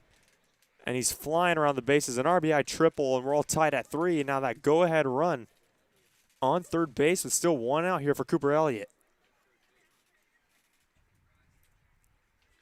And all game, you can let the Foresters do all that talking out of their dugout. You show them up by doing it on the field. And we knew it was a matter of time. We said with Bradshaw, 0 for 2. I mean, it's only been 2 at-bats over 2, but soft contact. He struck out his second time, and he drilled that one to left. All that chirping and no action since the second, Jared, and they've really been a lot of talk over there, and now the Saints are trying to shove it back in their face a little bit here and take a lead in the bottom of the 5th inning. It's prime opportunity to do it with just 1 out. Yep, Foresters left a lot of men on base the last few innings. See if Elliott, with the infield in now, can get a ball into the outfield and give the Saints their first lead of the night. After the mound visit, De La Schmidt's still out there. It's his 5th inning. Elliott, first pitch swinging, is a chopper to first. Mcguire plays it. It's fair territory. Bradshaw stopped at third, elected not to go home, and they tagged first for a big out number 2 for De La Schmidt and the Foresters. You can hear the Saints dugout chattering, go, go, go, get it. And unfortunately, Bradshaw sticks at third. Milam wants to talk to the first base umpire to see, what are you sure that ball was fair? It was right on the line, it seemed like, but it looked like Mcguire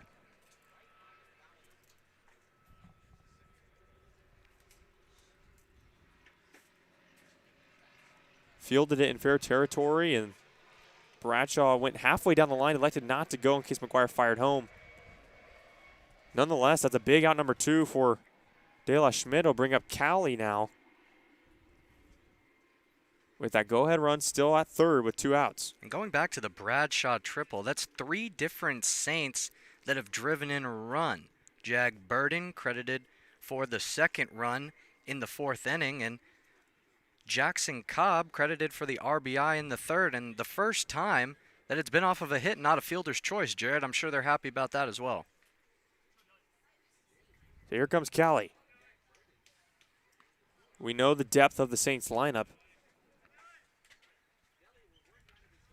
From the 1 spot to the 9 spot, driving in runs. First pitch to Cowley now. It's taken low, ball 1. Now stepping in for the Saints, number 21, Drew Cowley. And this is the man the Saints want up with the go-ahead run in scoring position. 1-0, it's a chopper towards short. Rydell's got it, he bobbles it, and the Saints are going to take the lead. Goes into left, Cowley reaches via the air, and the Saints have their first lead of the night. Oh, and the Saints are letting them know. The shortstop, Jack Rydell, with a bobble and error at short, and Saints are just living it up there in their dugout right now. They take the lead here, and as for Bradshaw, that triple, we talked about, he has 3 home runs on his season, Jarrett. That's his 3rd triple as well. Definitely leads the team in that stat. First pitch to McMurray is a strike. The Saints have their first lead of the game. A run in the 3rd, a run in the 4th, and 2 here in the 5th. And we've talked about in previous broadcasts, the Saints, when they're winning games, they get off to an early start. This time, a little bit of a slow start, having to come back, and they've done it so far. Still 4 innings to go. Here goes Cowley. And Thomas drops the ball, and Cowley's going to reach second. Standing up. Starting to get a little sloppy here for the Foresters. Dropping balls behind the plate is Jared Thomas, and dropping grounders is Jack Rydell. If they continue to have these drops, they're going to drop even further down, and the Saints will increase their lead.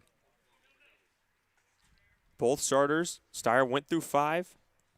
De La Schmidt in this 5th inning. Pitch McMurray's fouled off. 1-2.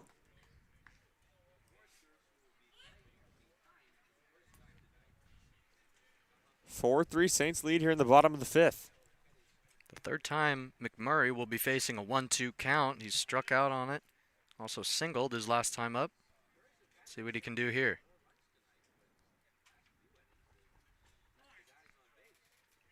McMurray asked for time. A lot of chirping still going on. McMurray reached the infield, hit his last time up. 1-2. And that just misses. It's 2-2. Great eye. Lays off that slider, a very tempting slider by De La Schmidt. And Jake McMurray showing off his skills and his plate discipline.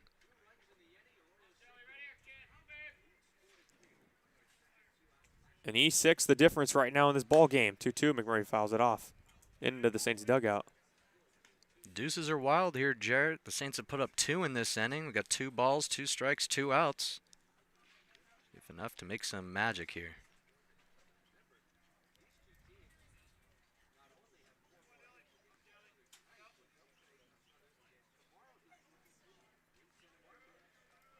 Two from De La Schmidt.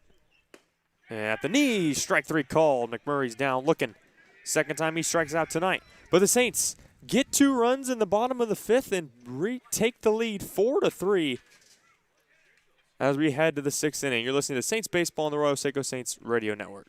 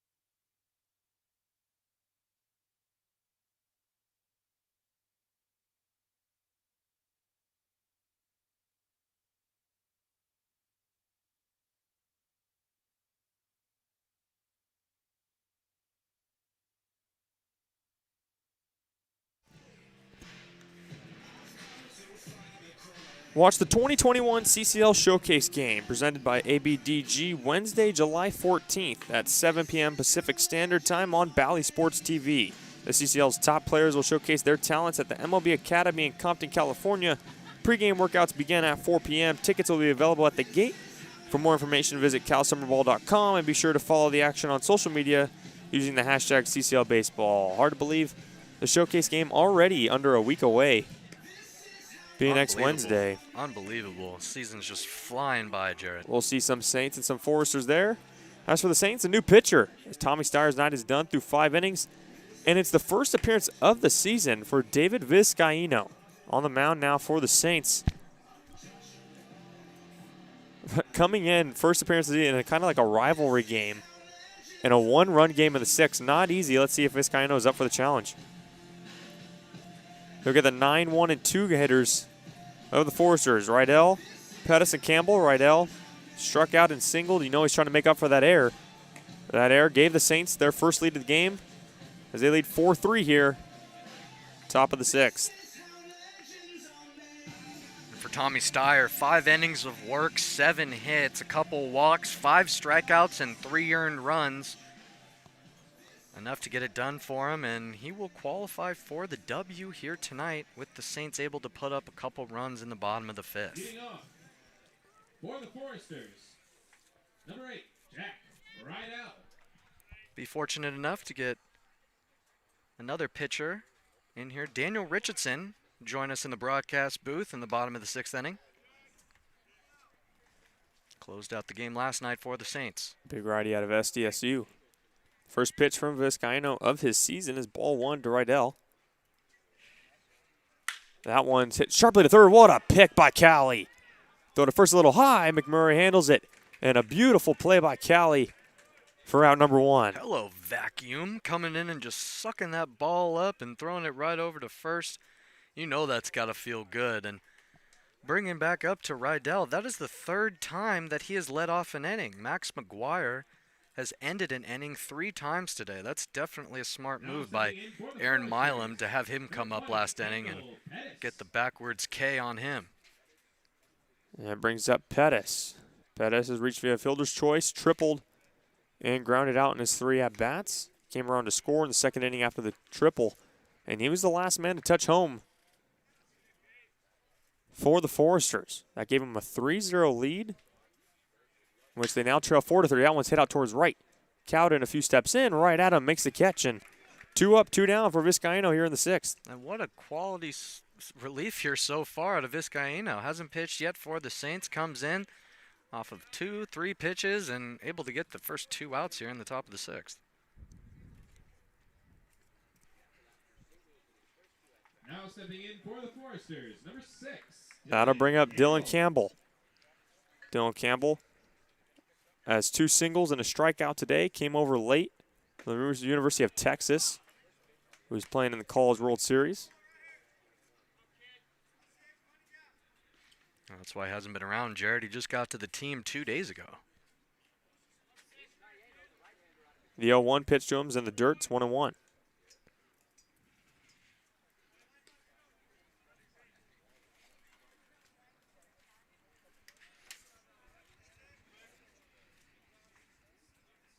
He's kind of looking for a 1-2-3 inning, his first outing of the season. Campbell rips that one just over Callie's head. Callie can't get that one. Campbell with a big turnaround first will stay there. A 2-out single, 3rd hit of the game for Campbell. And you can see why he's been so busy. Probably has been a huge help to that University of Texas squad. Helped him get really far in that College World Series before coming up just short. As Callie could not get that one just over his glove. It'll bring up Zobak now. The DH, he's got 2 hits today as well. First pitch from Vizcaíno is high, ball 1. And we know how crucial these middle inning reliefs can be, especially for Vizcaíno coming in with just a 1-run lead now, being put in a tough position in a rivalry game, as you mentioned. Very tough situation to be in. He's handling it well. 1-0. That's a chopper to second. Cobb should make the routine play. He fields it and throws, and a good first outing for Vizcaíno. Allows the single, but nothing from it. Saints lead 4-3 going to the bottom of the 6th. You're listening to Saints Baseball on the Arroyo Seco Saints Radio Network.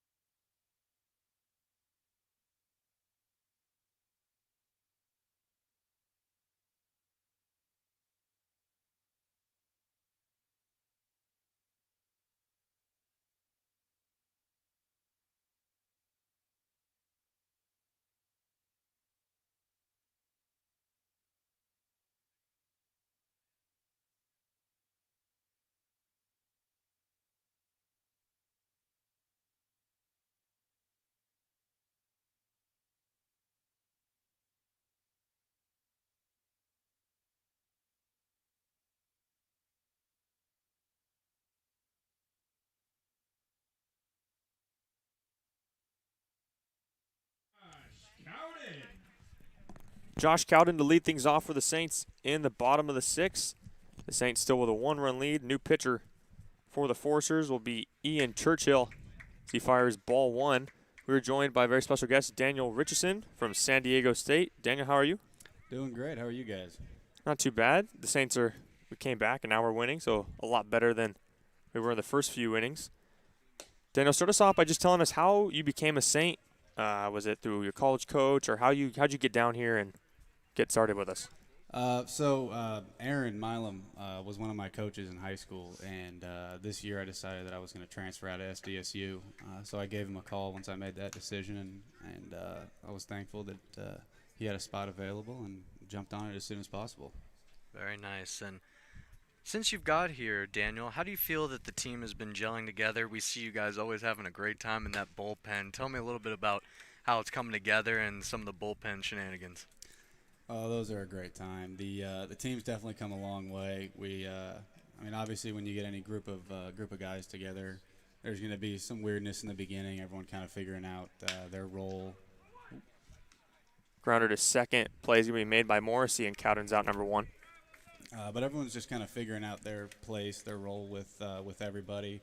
But now that we've gotten through that part, man, these are some great guys, and we have a phenomenal time down there. Awesome. Yeah, it's awesome. And obviously you know this, but I'm just going to be honest with you. You throw gas. You throw heat. Like, I'd be scared to stand in the box with you. Have you always just thrown harder than, like, everyone else kind of your age? Or was it, like, start of high school you knew you were throwing hard? Or when did that really start? Well, interestingly enough, I was a catcher my freshman and sophomore year at high school, and I could not hit for my life. Could not hit water if I fell out of a boat. And so I talked with my head coach of the high school, and we both sort of said the same thing, which was, throw the ball hard down to second base. Might as well give this whole pitching thing a try. And it ended up working out very well for me, and very thankful that I made that decision. Those switches are amazing. I had a friend who played third base, ended up becoming a catcher himself, and you going from catcher to pitcher, those transitions, they make for great stories for sure. And definitely as a catcher, I'm sure that opens up a lot of insight as a pitcher as well.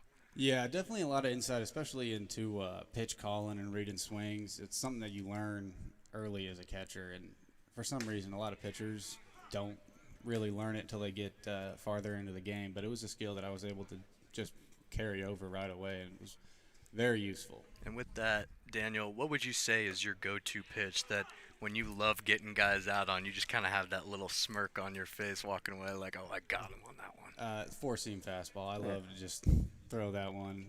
I mean, my favorite is, you get like a 2-1 count, you still throw it by a guy that knows what's coming. That one you can't help but smile on. Yeah, when they know. When you just like, got him. When you just blow a fastball by him, yeah. Oh yeah. I bet. Now, COVID obviously impacted a lot of people in playing. How were you able to stay ready? Not playing for a while, stay in form, kind of thing before your next season. Well, for me, I got Tommy John the February 18th of 2020, so about 2 weeks before the whole shutdown. Ball in the air. That one's up in the air. Morrissey called off by the center field. Pettis will make the catch, and Boning is out number 2. So I was doing all my recovery. I think I had about 4 days out of a cast after my surgery before lockdown hit. So I spent the entire time doing rehab on my own. I would FaceTime my trainer at school for about 3 to 4 hours a day because he had to watch me doing my rehab, and I would just be in the living room of my parents' house doing push-ups and curls until I couldn't do them anymore. Yeah, that's awesome. Working on yourself, staying fit. Hey, look good, feel good, play good. Am I right? Oh, exactly. So it's almost like, as Burton stands in, it's almost like, obviously you never want to have Tommy John, but it was actually decent timing to get it because no one really was playing because of COVID anyways. It was definitely a good timing for in terms of missing playing time, but it definitely became difficult with not having any sort of help. Like most guys, when they get Tommy John, they'll go to a facility and they'll have someone that's designated to watch them for the whole time and ensure that they're doing all their rehab. unfortunately, I didn't have that luxury, so I had to really learn to be just a self-starter and get everything done on my own. Chopper to Rydell at short, and he'll throw and make the play. A 1-2-3 inning for Churchill. Daniel, are you cool staying with us for another half inning? Yeah, for sure. Absolutely, as it's the end of 6, and the Saints still lead 4-3. You're listening to Saints Baseball on the Arroyo Seco Saints Radio Network.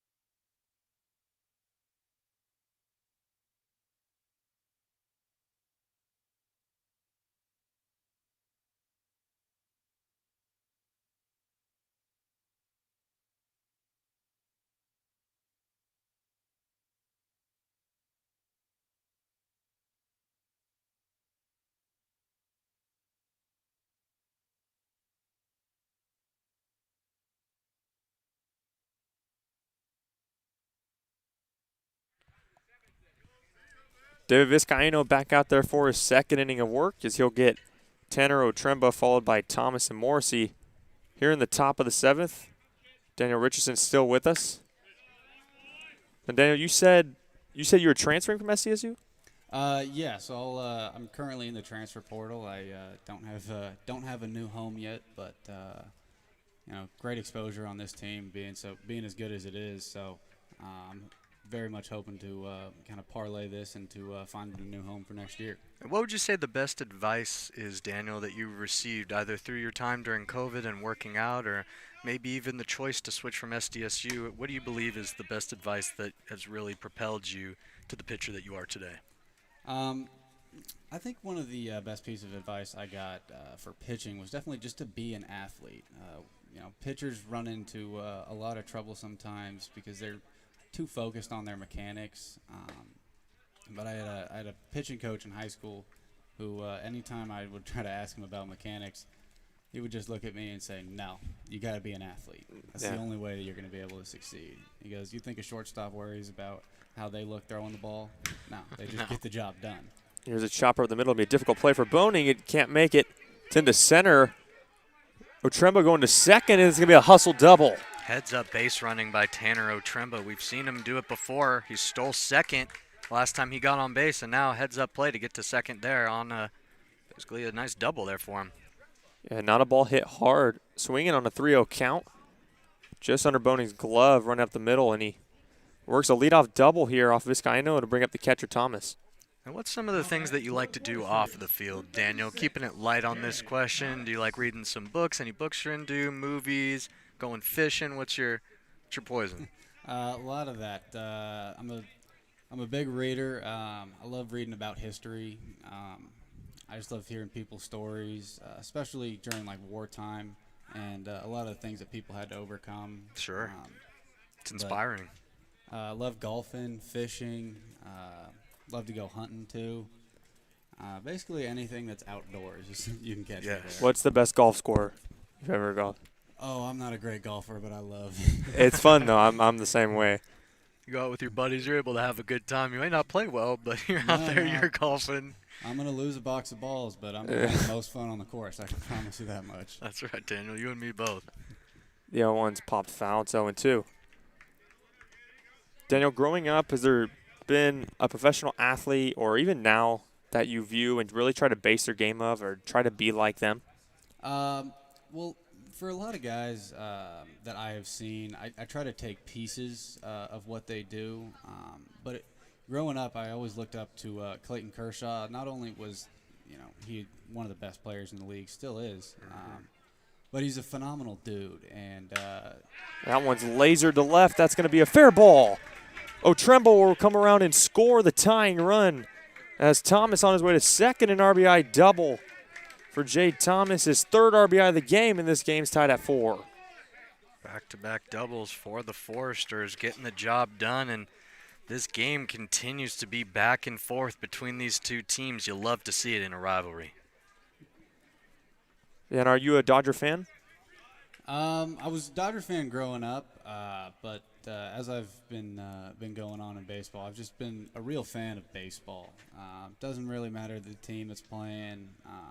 I just love to watch the game, be a student of it, and just try to, like I said, just try to learn, take pieces from everybody, because this game is, it's a very complex game, and the second you think you have all the answers, the second you stop getting better. Yeah. Were you able to go to some Padre games being at SDSU? I don't know how close, I don't know where that campus is to Petco Park, but yeah, I was able to get out to a few.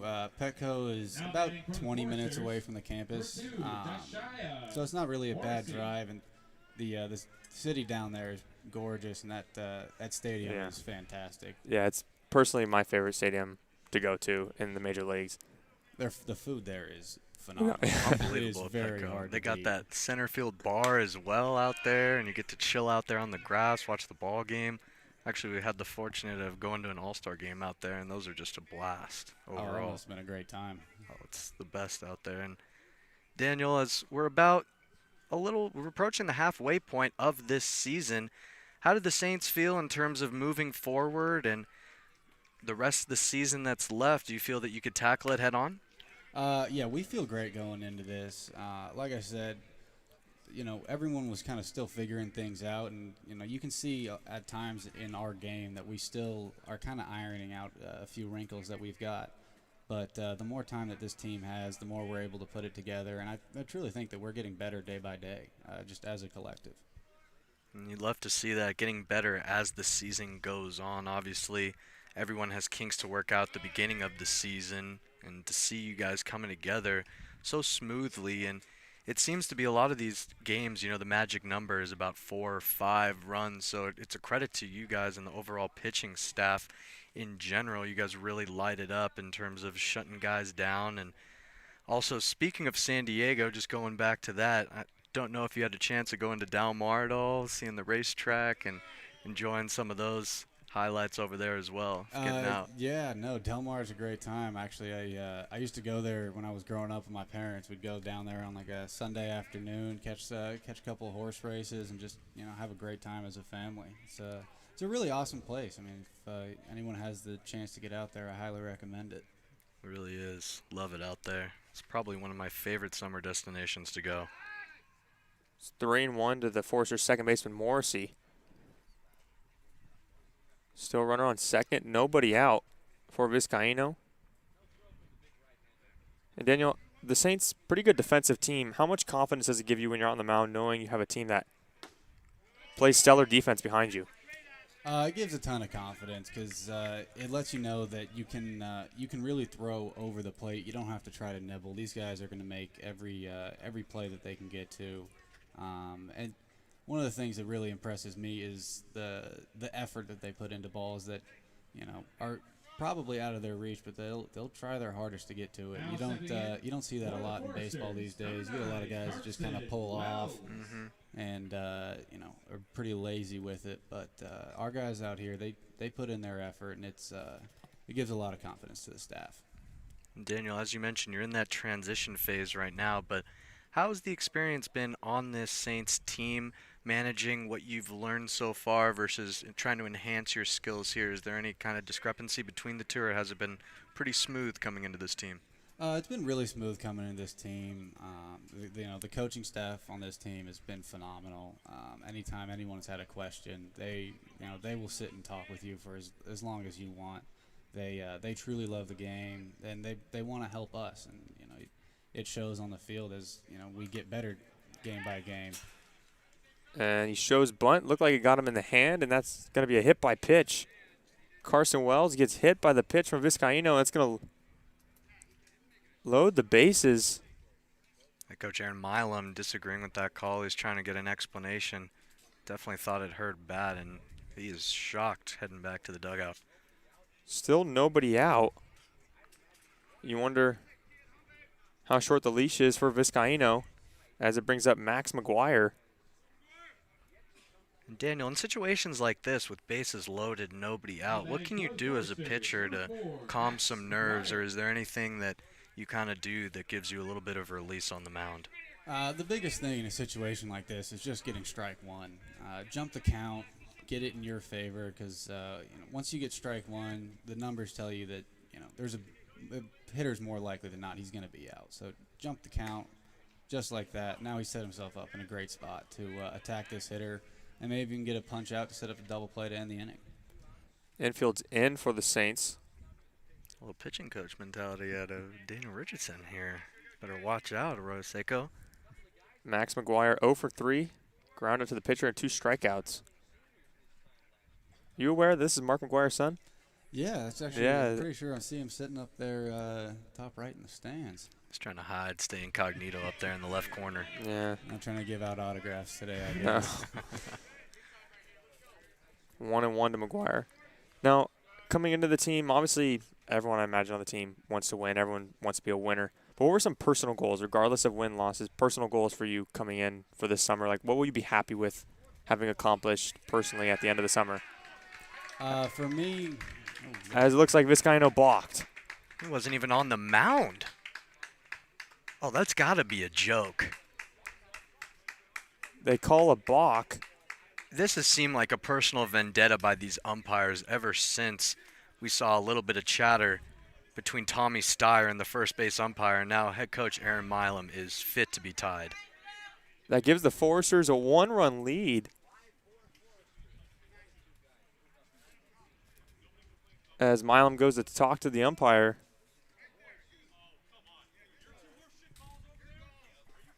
And the pitching coach just got tossed. Looks like they might need you out there, Daniel.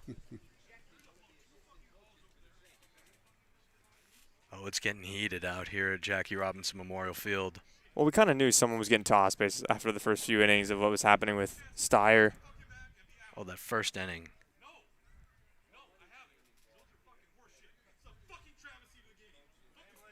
We apologize for all of you listening for some profanity. I'm sure that's being picked up from the field. Nonetheless, the Foresters have the lead. What do you think about that call, Daniel? He didn't even look like his foot was on the I mound. didn't see it personally. That's tough. I wasn't really seeing what happened, but he didn't look to be on the mound or even touching the rubber, so kind of confused on where the balk was. To me, it's just to make that call with the bases loaded in a tie game, it has to be really obvious.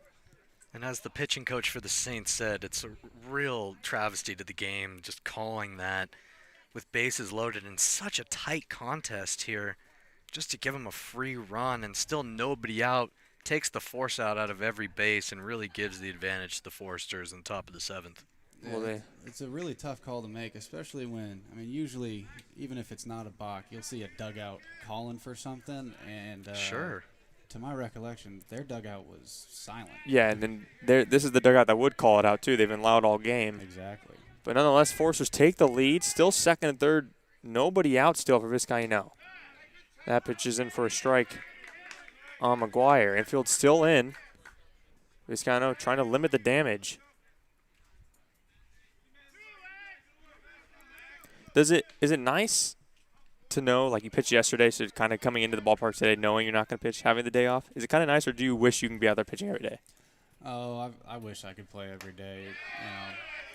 I play baseball because I love it, and the day I'm having today, I'm really just trying to get behind my guys, do whatever I can from the dugout to get us a W. But I definitely would love to be out there trying to do anything I can to help us win. And you love to hear that mentality, even if it's an off day for Daniel. He's still out there. He's battling with these guys. He's giving them encouragement. That's popped up to Boning, and a soft little pop out for out number 1. Big out for Vizcaino.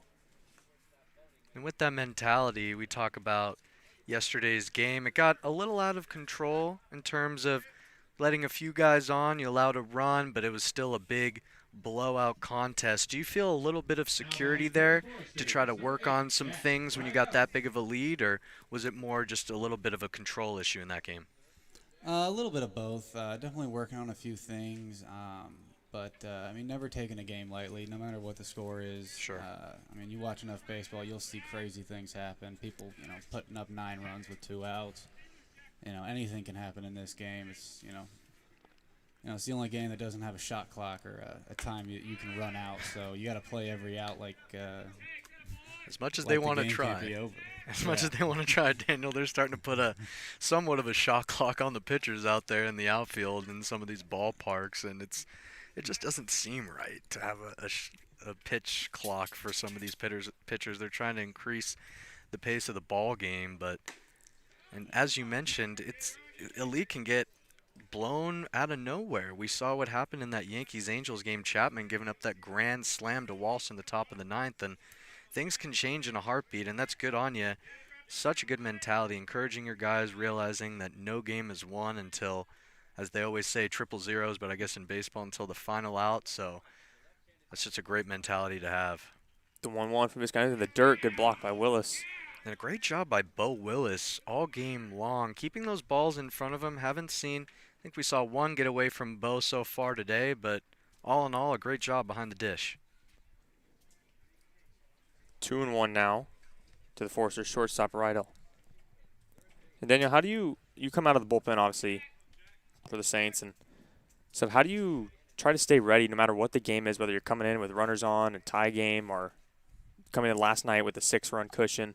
How do you stay ready constantly in the bullpen and basically just kind of get warm? I don't know. For me, it's different. I think obviously starting a game than coming out of a bullpen. In those different situations, how do you constantly remind yourself and stay calm on the mound?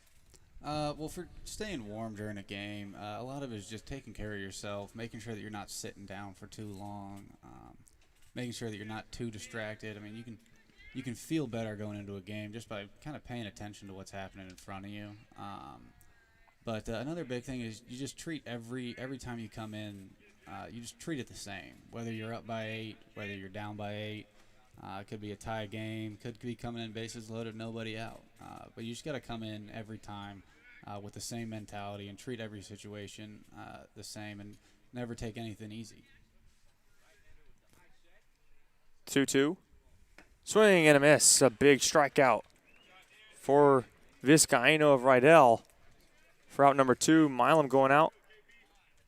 Looks like it's going to be a pitching change for the Saints. So good job by Vizcaíno, who got into a little bit of a trouble, but retires the next 2 guys. There'll be a pitching change. The Saints down 1, still 2 runners on for the Foresters with 2 outs here in the bottom of the 7th. Daniel, thank you for joining us.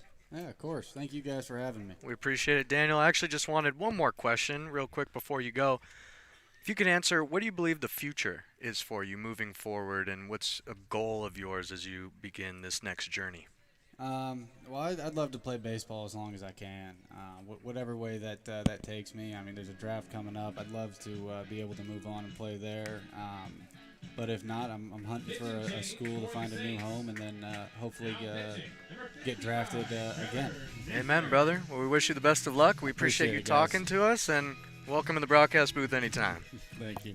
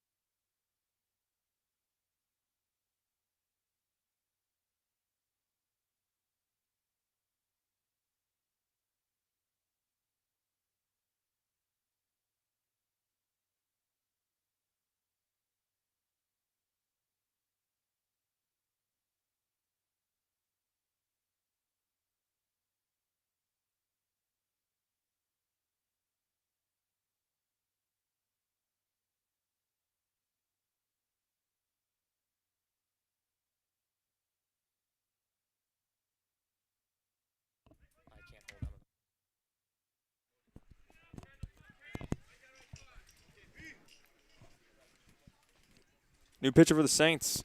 Second and third, 2 outs. Trevor Nisgren comes in, fires the first pitch ball. Last time we saw Trevor Nisgren, a couple of games ago. So that Merrick Sears, Tommy Hannon, and Trevor Nisgren combo was against the Riptide. Nisgren was good, but a tough challenge here. Second and third. Pettis is up, and he gets hit. Not the end of the world there. Big bat flip from Pettis after he gets hit. The bases are loaded. I know, in my opinion, basically an intentional walk. Now a force out at any base. You get a big hitter in Pettis who has a triple today, and he gets a free pass, but no harm, no foul. The worst thing about that is it brings up Dylan Campbell, who's 3 for 4. Bases loaded, 2 outs, and this is a big out for Nisgren and the Saints. Trying to keep this just a 1-run deficit. 2 runs already in the inning for the Foresters. First pitch from Nisgren is high, ball 1.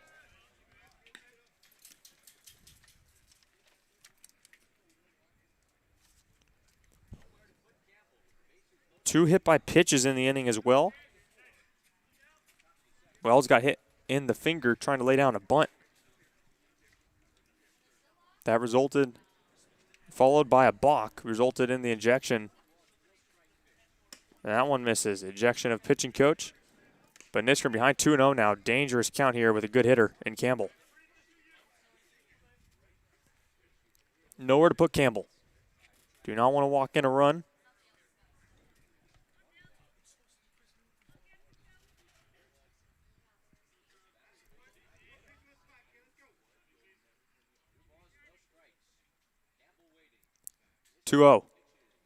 And that one's high, and Nisgren can't find the zone. It's 3-0. As we tally up, David Viscano, 2 innings of work, 3 strikeouts, 2 earned runs, and 2 walks with a 2 hit batsmen. Yeah, Vizcaino came in and retired 3 of 4 hitters in his first inning, then got into trouble this inning. In line for the loss of the Saints, bats can't come back. Then a long top half of the second. 3-0, he shows bunt, and it hits the bat. Would have been ball 4, but it hit his bat. That one definitely hit bat. You could hear it. Yeah, umpire called it. As it looks like Bo Willis is in pain here.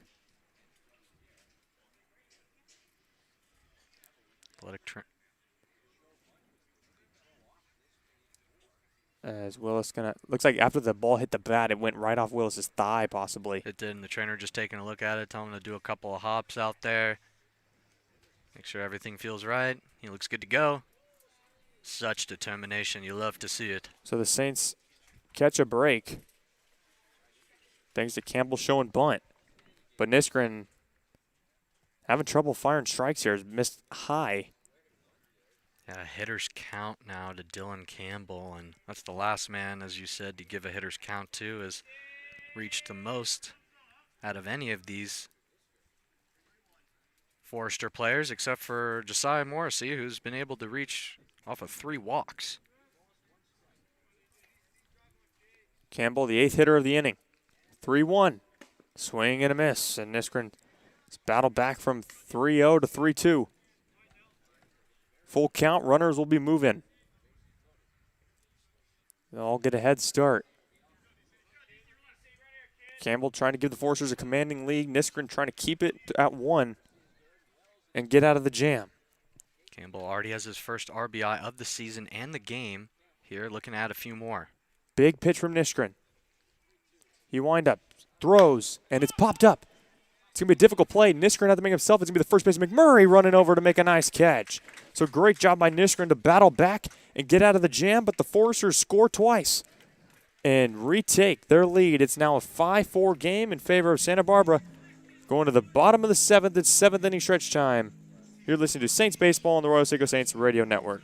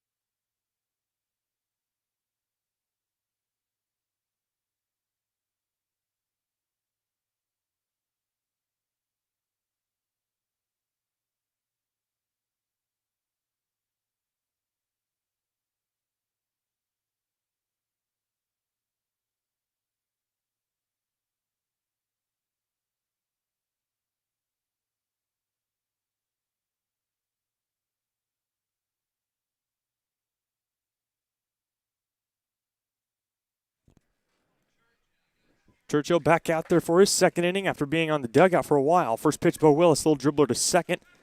Morris, he's going to field it. Strong throw to first with the catcher running in time for out number 1. And we didn't get to go over Della Schmidt's day. 5 innings of work, 5 hits allowed, 1 walk, 7 strikeouts, and 4 earned runs. Since then, Ian Churchill has come in and done a great job against this Saints lineup so far. Has gone 4 up, 4 down. Now to bring up Jackson Cobb. Saints trailing again in this game. After the 2-run forcer inning, first pitch up and in on Cobb, ball 1.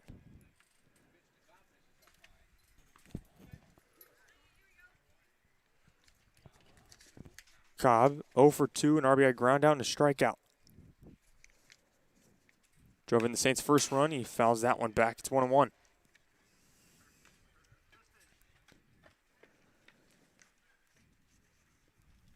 Saints are 6-4 in their last 10 games. They've won back-to-back. Gonna make it 3 in a row here. 1-1 in the dirt, and I can't stress how important it was from the bullpen of the Saints last half inning. Obviously, the bases loaded, nobody out. With a tie game, the balk call, a lot of disagreement with that call in the Saints dugout. But after that second, third, nobody out, no more runs allowed for the Saints, keeping them within 1. Great job by Vizcaino getting 2 of them, and then Nisgren coming in, and besides the hit by pitch, getting Campbell to pop up. It's huge, as now every hitter for the Saints represents a tying run. 3-1 now to Cobb. He walks the tying run beyond base. That one catches the corner, 3-2. A lot of questionable calls by the umpires, especially against the Saints here in this ball game. But every time they seem to get one, it seems to light a fire under them and encourages them to end that inning right there. 3-2 check swing. It's up and in, and he held it. And Cobb, who happens to walk a lot, gets one here. And the tying runs on base now for the top of the order. Conor Bradshaw, an RBI triple his last time up, looking to do the same. That could tie this game up again. It's Conor Bradshaw now 11 RBIs on the season. He's right up there with the best of them. Follows just Peyton Lewis and Josh Cowden in terms of RBIs on the team. First pitch, outside ball 1. First base runner allowed by Churchill.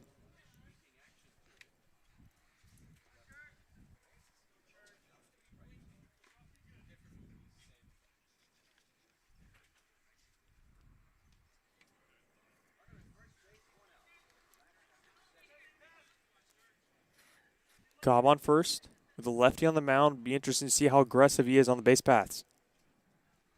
Bradshaw shows bunt. Can't get it down, and he did not hit his bat. He gets to the backstop, and Cobb will take second. Forrester's asking for more help to see if it hit the bat, but it doesn't look like it did. Seems like I thought it did at first. that looks like a makeup call against the Foresters here, and it doesn't look like the umpire is going to change his call. The Foresters are stunned. So Cobb will take second on the wild pitch then. Oh, and now time is called. Is he going to check on this one? He's gonna check with his other umpires, see what they saw. He hasn't done this all game long. This is very interesting here.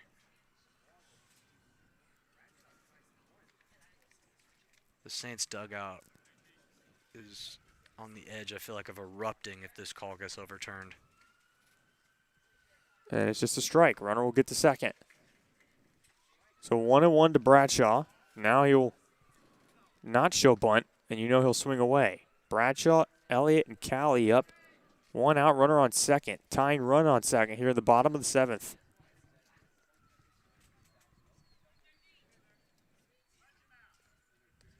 One. That misses. 2-1. Now this is the type of games you like. These feisty ones back and forth, dugouts chirping, a lot of emotion shown in a close game. We'll see if the Saints can pull it off. This matchup has not disappointed this season, Jared, and we get it yet again tomorrow. These two teams facing in Santa Barbara. The Saints will go on the road yet again. We'll have 2 road games before coming back home here on Sunday. Yeah, these are the type of wins, battles like this, type of wins that really change seasons. I don't want to be dramatic or anything, but No, they really do, Jared. It really sets the tone for some of the rest of the games all season long. that one's in there for a strike, 2-2. And whoever falls in this game will get their chance to get revenge tomorrow, like you said. Home and home series. 2-2 to Bradshaw. And it's in there, strike 3. He goes down looking for out number 2.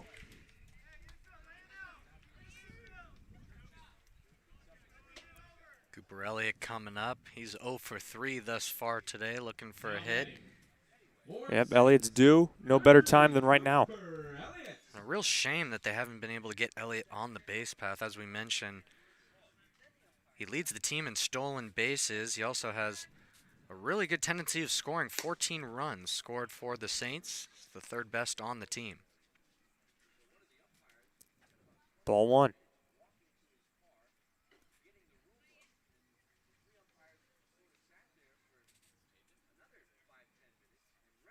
1-0 pitch to Elliott. Right there for a strike, 1-1. Fastball seems buzzing from Churchill tonight. Churchill has done a great job as a middle relief here. We talk about how important those pitchers are, and he's done a great job shutting the Saints down so far. 1-1. Elliott fouls it back. 1-2. There's a big hole in between the shortstop and third baseman for Elliott if he can find it, but he's behind in the count now, 1-2.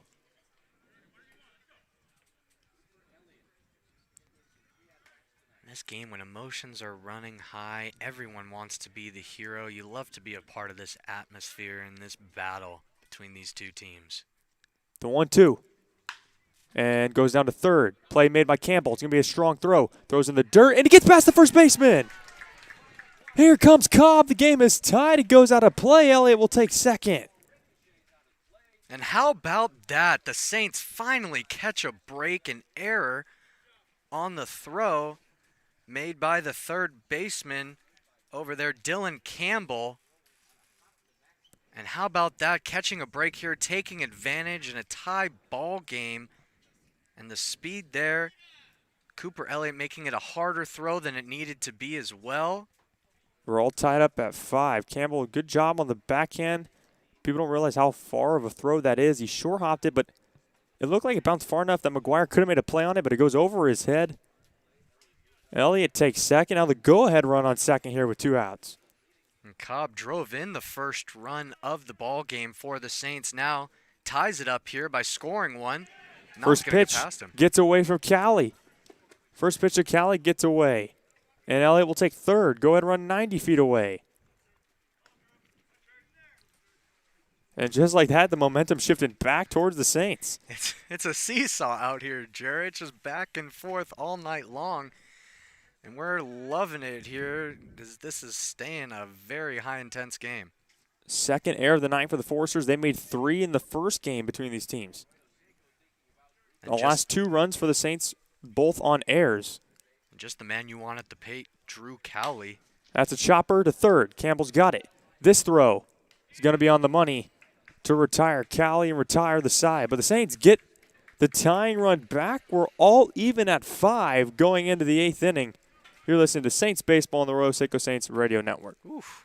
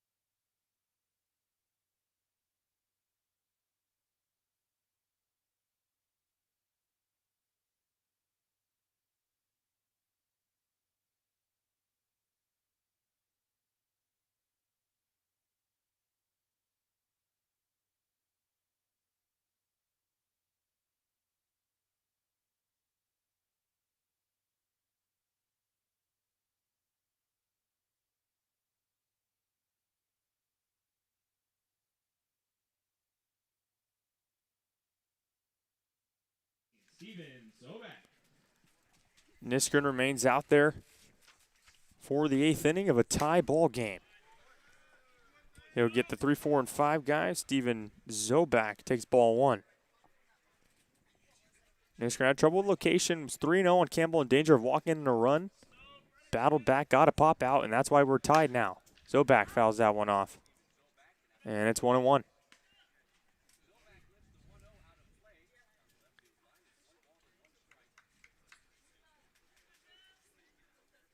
I feel like we're going to look back, especially if the Saints are able to pull off the dub here. Trevor Nisgren and David Viscano really keeping it close here this entire game and giving the Saints a chance. That one hit him. Oh. Another hit by pitch. Second one for Nisgren and 3 batters. And the leadoff man's on for the Foresters. That is the 4th time that a Forester has been hit today. You can tell that there is plenty of love lost between these two teams. Obviously not on purpose here from Nisgren. You don't want to put the leadoff guy on here in the 8th inning.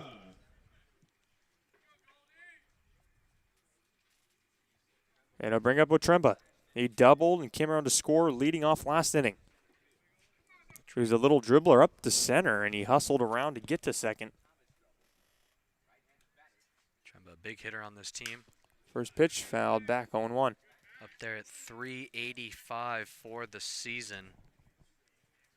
With 1 for 3 today. Be dangerously close to falling short of that mark.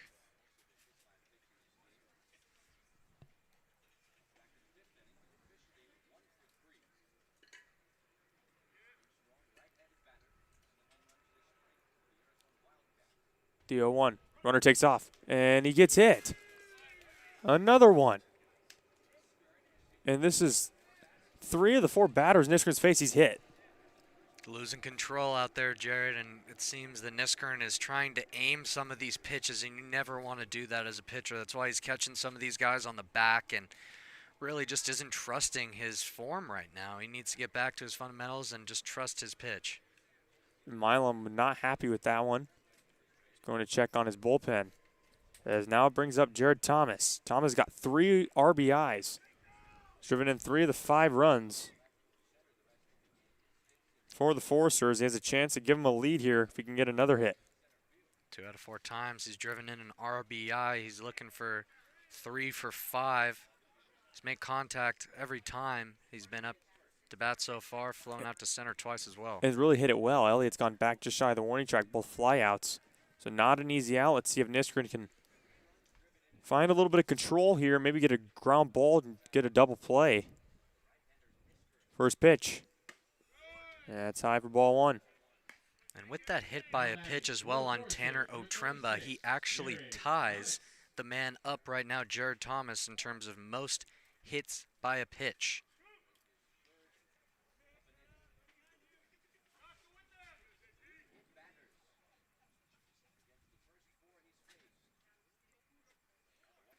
One 0 from Nisgren.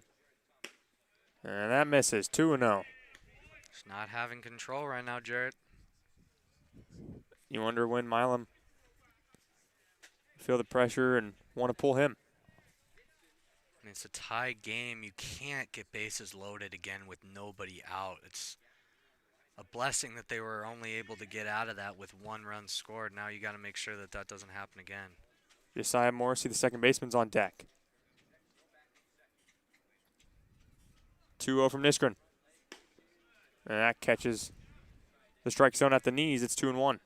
And that's what Daniel was referring to earlier. It's that first strike that really can set the tone for you in an at-bat, let alone an entire inning. He's had control issues since he's come into the ball game, and let's see if he can start to locate his pitch now here. 2 balls, 1 strike. He's hit the first 2 batters of the inning. Nisgren winds and fires. And that's high, 3-1. And he's in danger of loading the bases without even allowing a hit. Morrissey's on deck. He's over 1. He struck out, but he's walked 3 times. We talked about it earlier in the game about the Foresters being very patient at the plate. We've seen that today. Got to throw strikes. Dangerous pitch here to Jared Thomas. 3-1. And that's not close. Ball 4. Bases are now loaded with still nobody out. It's just really unfortunate that this keeps on happening. Head coach Aaron Milam now going to make the change. Nisgren just doesn't have it here tonight. Yep, Nisgren loads the bases. 2 hit by pitches and a walk. We'll get the new pitcher when we get back. We have a tie game, but the bases loaded for the Foresters here in the 8th with nobody out.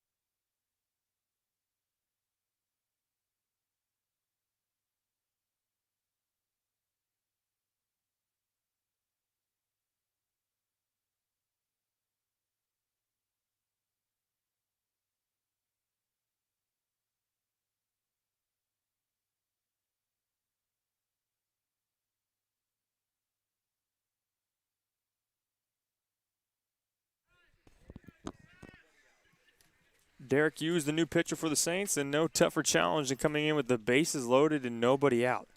He'll get Josiah Morrissey, Carson Wells on deck. And infield is in. For the Cub alumni and current Columbia University talent. Starts off very hot here. That's just what the Saints needed. They just need someone out there throwing strikes. That's got to be priority number 1. And that's the most disappointing part is these bases obviously being loaded with no hits. You want to make them earn it.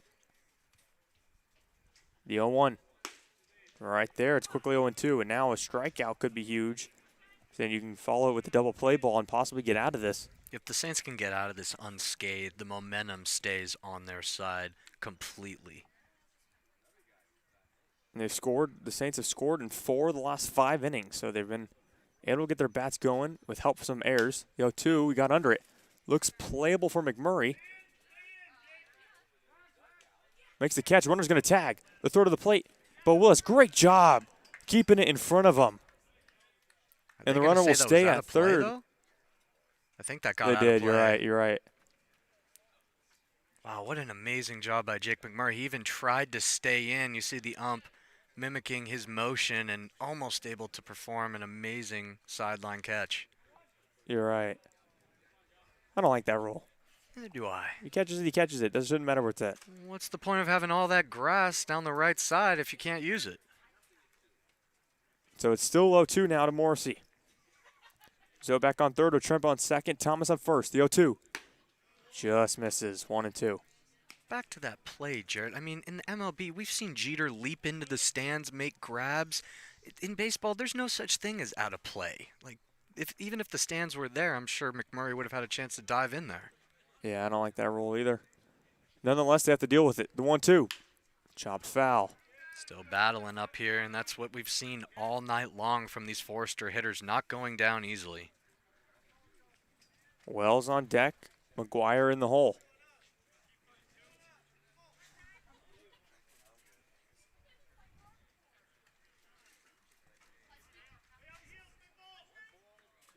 One ball, two strikes. Wind up pitch, he got under it. That one's going to stay in territory. Gotta watch the McMurray, runner. Cobb, looks like he's going to camp under it and make the catch. Runner elects not to touch. Infield fly rule was called anyways. For out number one, a big out there for Derek Yu. So a rule ends up hurting the Saints, and then another rule ends up helping them out. So that's the two-sided coin of baseball, ain't it? Runners stay where they're at.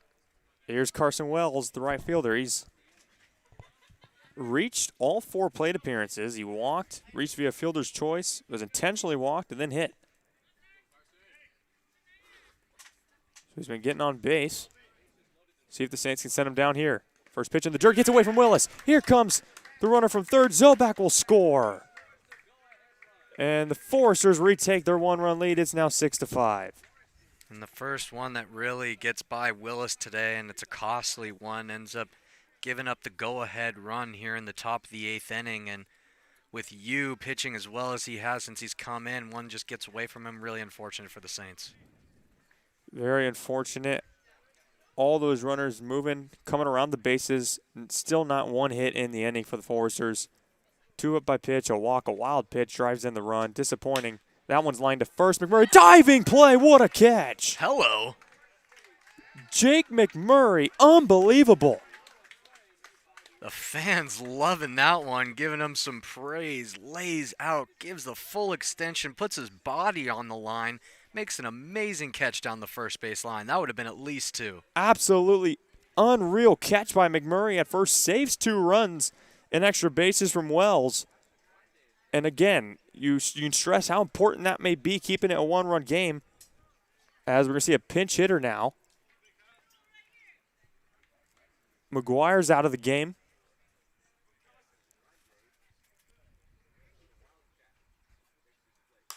And he check swing, a little blooper to Catley on the first pitch, and Yu gets out of it. However, the Foresters get the go-ahead run thanks to a wild pitch. No hits in an inning, 2 hit by pitch, and 1 walk. Unbelievable play by McMurray. We go to the bottom of the 8th. Saints trail by 1.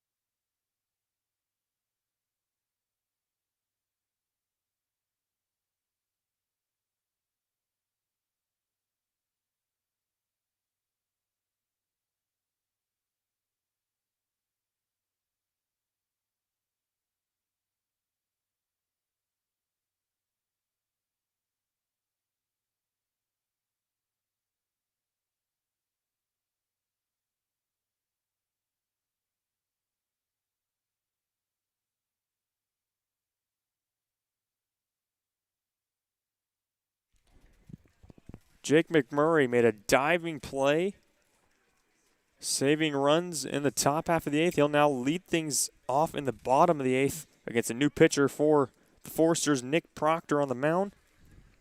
Nathan Romack is at first base now. And Josh Stinson in left field for the Foresters.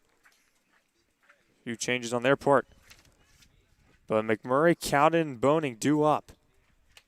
Saints once again find themselves trailing in this game. Third separate time now they've been trailing. The other two, they're able to come back. See if they can do it here. They're down to the last 6 outs. First pitch from Proctor. McMurray swinging hard and fouls it off 0-1. How many times do you see collegiate level, major league, with someone make an amazing defensive play, then come up and hit a bomb at the play? That'd be something. That'd be great for McMurray right now. I think McMurray would like nothing less than to put this ball deep out in play and get this bottom of the 8th inning going with a rocket. He hits that one out sharply to center. Pettis coming in will make the nice diving catch. What a grab. Nope, it dropped. It fell out of his glove. It should have been caught, Charles. He fell after it hit his glove. The ball hit him in the glove at first. Then he fell down, and the ball somehow came out. The third base umpire waving his hands. And nonetheless, the tying run, and McMurray reaches first safely here for Josh Cowden. And there's no red challenge flag in baseball, and obviously here it's not the major league, so nothing to review to see if he maintained it. But it looks like that ball went in and out of his glove, and really unfortunate for the Foresters and a big boost to start this inning for the Saints. That ball definitely came out of Pettis' glove. McMurray will take it. Here's Cowden now. Back to Ian Churchill. 2 innings of work, no hits, no earned runs, 1 run allowed. Bunt from Cowden. It's a beauty. Proctor's only plays the first. Throws in time for 1 out. But Cowden does his job, moves the tying runner over in scoring position with 1 out here for Boning. Really unfortunate for Ian Churchill. No hits, only 1 walk, 1 strikeout, but with the error by the shortstop over there, gets 1 run across. Jack Rydell's error, very costly for Ian Churchill. Now stepping in for the Saints, number 10, Brandon Boning. The Saints are rolling here in the bottom of the 8th inning, just 1 out.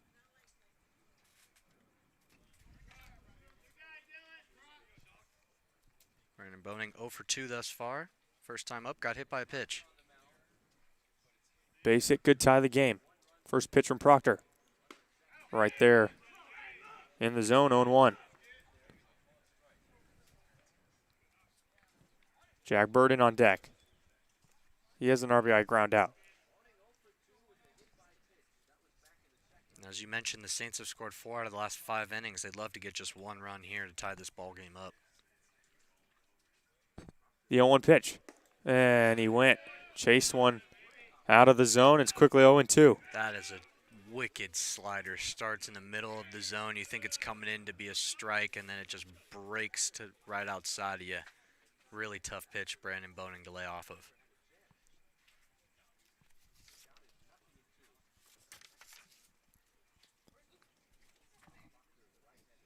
Oh, 0-2 to Boning.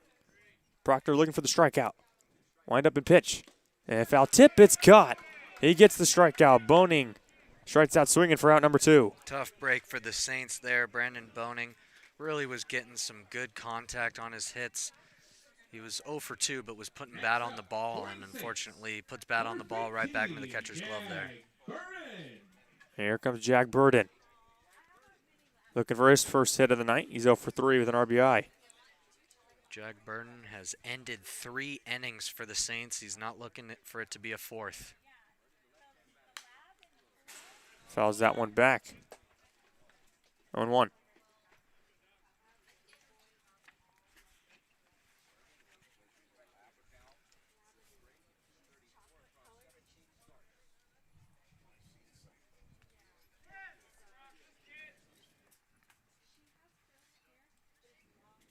The 0-1.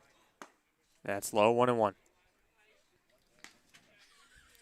McMurray on second. 2 outs, a 1-run game here in the 8th. Saints down to the last 4 outs. Go ahead run at the plate and Jack Burden.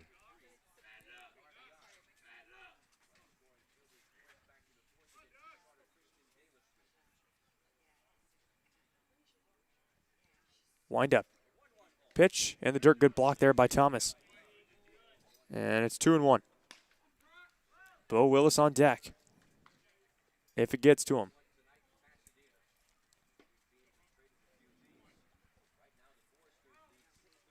Bright lights are shining down on Jackie Robinson Memorial Field. Sun is fully set. We got some nightlife baseball. McMurray on second. The 2-1. Burden, a big cut. Comes up empty. It's 2-2.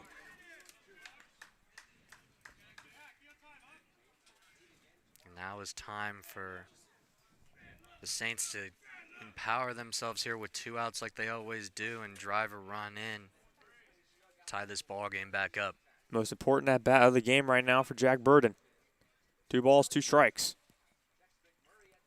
Proctor trying to get out of the inning and leaving that tying run stranded on second. The pitch. Fouled. Off the catcher's mask. They'll do it again at 2 balls and 2 strikes.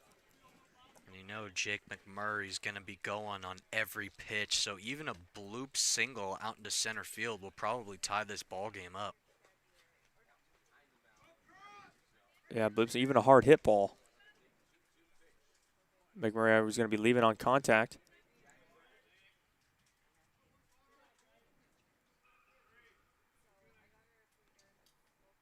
Two. Off speed, got him looking. Proctor strikes out Burden looking, and the tying run is stranded on second. We head to the 9th. A 1-run game. It's a good one here at Jackie Robinson Field. 6-5, Forcers lead the Saints. You're listening to Saints Baseball on the Arroyo Seco Saints Radio Network.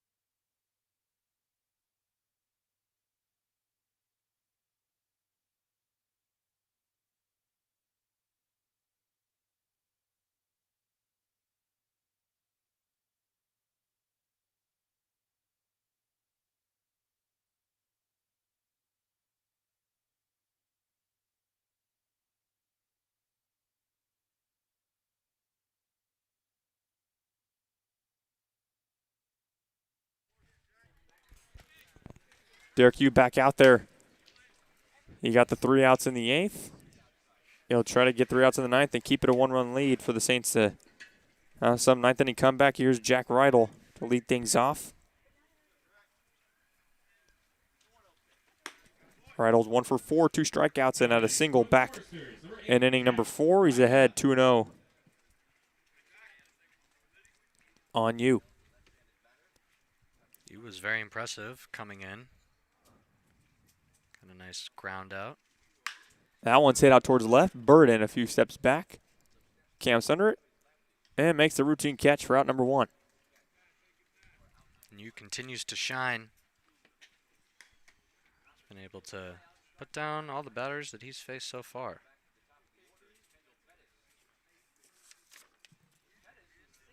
Now stepping in for the Foresters, number 20, Kendall Pettis. We've only had 2 1-2-3 innings in this game. The Saints got retired in the first inning and in the sixth inning, 1-2-3. For the Foresters, they've had a man reach base every single inning. Steyer only faced the minimum of 3 batters in the third inning, but walked the leadoff guy. So the Foresters have had a runner on base every inning, putting these Saints pitchers in trouble. You looking to change that. As you mentioned, got 4 up, 4 down. Looking to get 2 more, and Pettis and Campbell are going to be the 2 victims he's going to have to face. So 0-2 now to Pettis. Looking for the strikeout. That misses. 1-2.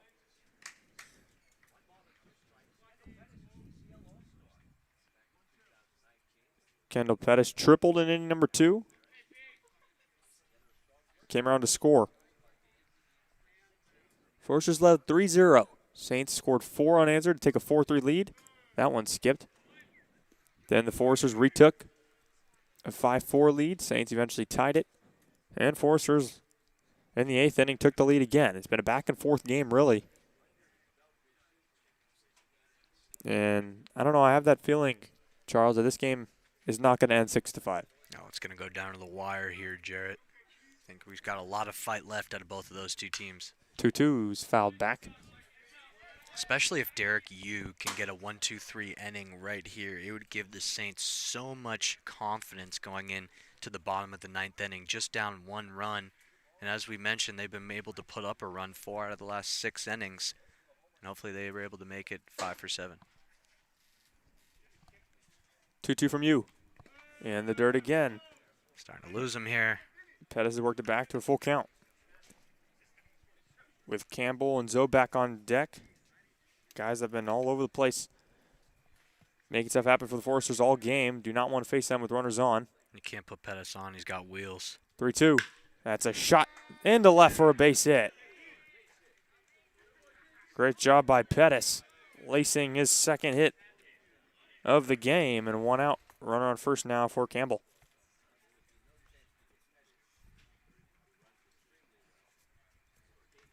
Dylan Campbell, as we mentioned, was playing in that College World Series for Texas. It was a tall order to live up to. His dad, Donovan, played baseball for the Atlanta Braves back in 1988, played 4 seasons in the Braves organization.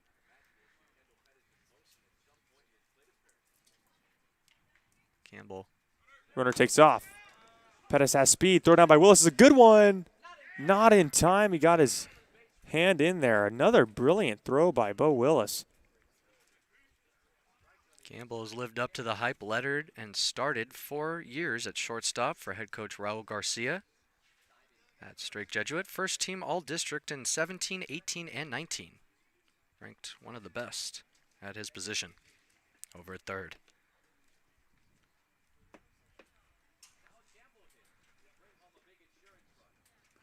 0-1 in the dirt. Good block by Willis, preventing Pettis to take third.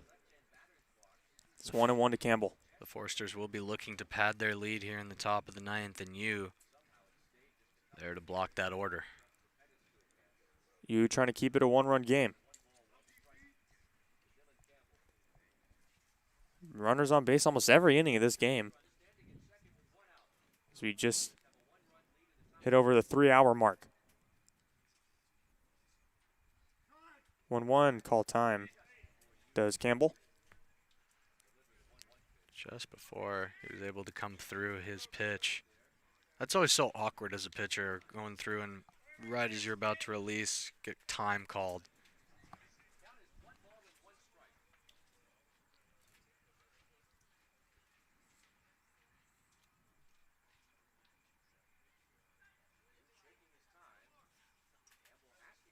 He looks Pettis back to second.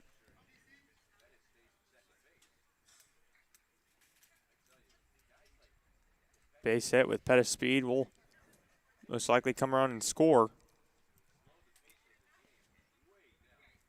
1-1 from you.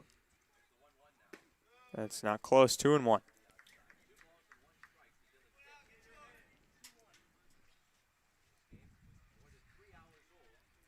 Approach the 3-hour and 15-minute mark here in the top of the ninth. We appreciate all of you listening. It's been a great contest so far.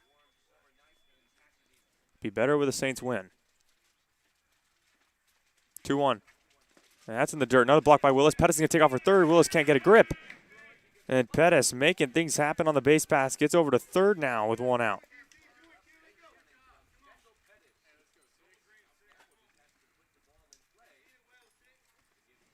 And if Campbell can hit a fly ball deep enough as the infield's in, Pettis has speed. Doesn't have to be that deep. The Foresters can get a very important insurance run. Those are the plays that have been killing the Saints all night long. Just a couple of mishaps, given the free bases. 3-1. Beautiful breaking ball in there for a strike 3-2. Nice curve out of Derek Yu. Unexpected 3-1 curveball there. Trusts that pitch a lot and is able to fire that down in there. Nice north to south for strike 2. Big strikeout opportunity here for you. 3-2. It's another curveball. He got him swinging. Campbell goes down. Big strikeout for you for out number 2. And if it ain't broke, don't fix it for you. Back-to-back curveballs looked identical. Campbell couldn't help but swing at that one. It would have been a strike either way, and just perfect location out of Yu on his off-speed pitch. Really key out for the Saints here. Now just a ground out could get him out of the top of the ninth. Now batting, number 17, Steven Zobak. Here's the big DH, Steven Zobak. He's 2 for 4 in this game. Was hit by a pitch his last time up. Fastball coming in hot from Hughes. High, ball 1 to Zobak.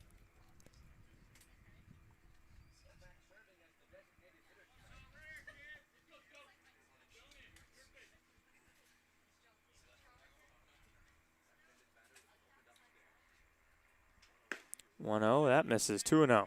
If you're you got to just keep pumping strikes. Don't even worry about that runner at third. You just need a nice pop-up, ground out, get you out of this inning. Strikeout was huge. Josh Stinson, who came in as a defensive replacement in left field's on deck. 2-0. That's hit out towards center. Elliott camps under it. We'll make the catch for out number 3. So the Foresters strand the insurance run at third. We head to the bottom of the ninth. The Saints down 1.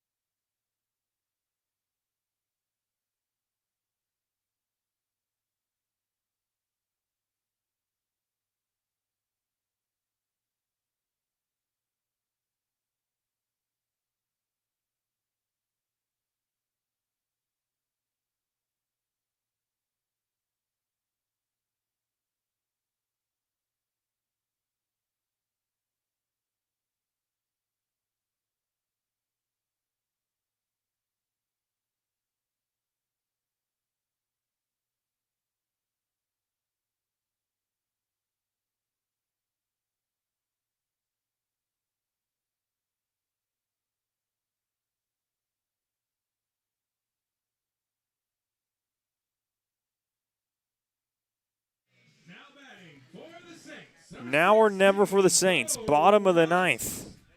Bo Willis coming up to the plate. Leading things off, followed by Cobb and Bradshaw as Gabriel Starks, the right-hander for the Foresters, trying to get the save here tonight. First pitch.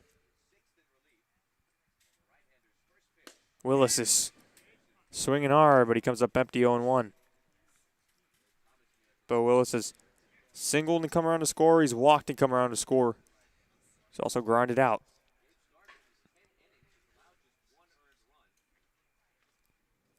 Starks only 1 earned run in 10 innings pitched this year. So it's not going to come easy for the Saints. Been very effective for the Foresters. It's going to be tough for this part of the lineup. Bo Willis, Cobb, but they've been responsible for a run so far today. Bo Willis on the single and Cobb on the fielder's choice, able to drive him in back in the second.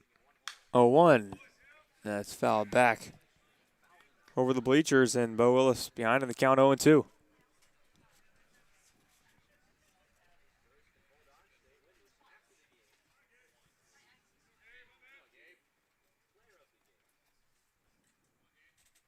The 0-2 to Bo Willis. That's outside ball 1.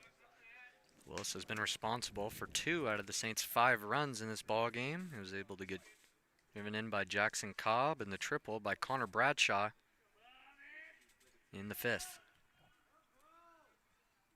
1 ball, 2 strikes. He got under it. Popped up right side of the infield. Morrissey going to get called off and caught by Romack. And Bo Willis definitely wants that pitch back. That was right in the zone, just got right underneath it. If he hit a little bit more center to the ball, that would have taken off. A big first out for Starks. Here's Jackson Cobb. Cobb's job just get on base for the top of the order.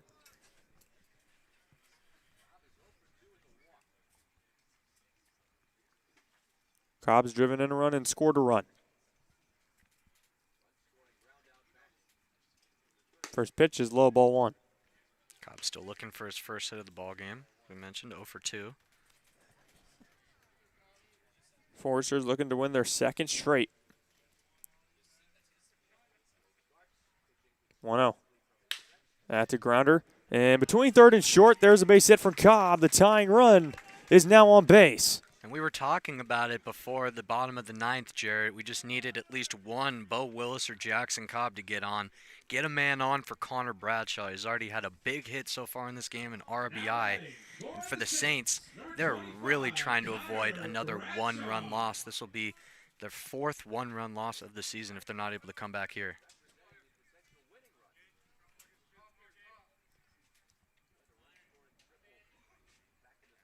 First pitch to Bradshaw. Swinging down the left field line, tailing, and will go just foul. That was about the same spot he hit that triple back in the 5th. That was danger. You know, Cobb is sprinting. Now, this is an interesting choice here. At all during this at-bat, do you send Jackson Cobb? I would send Jackson Cobb. At least get a hit and run going, something. You got to get that runner into scoring position. You don't just want him sitting there. Cobb's got some wheels, too. It's 0-1 to Bradshaw.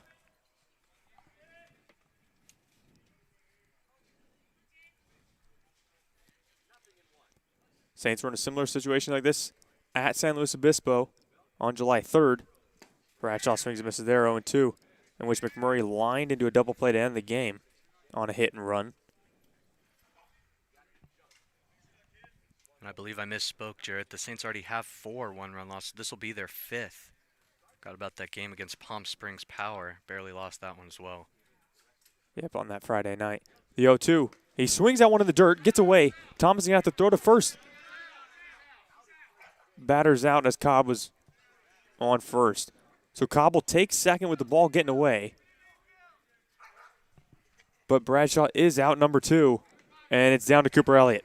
Saints have runner in scoring position, and Cooper Elliott, 0 for 4 in this game, was able to reach due to an error his last time up, and he's the man to do it here for the Saints. They'll take a hit from Cooper Elliott to tie this game up. He doesn't have one. He reached via an error and scored Cobb his last time up in the 7th. In a similar situation to this. First pitch, Elliott. He swings and misses late on the fastball, 0-1. Starks getting ahead of his guys.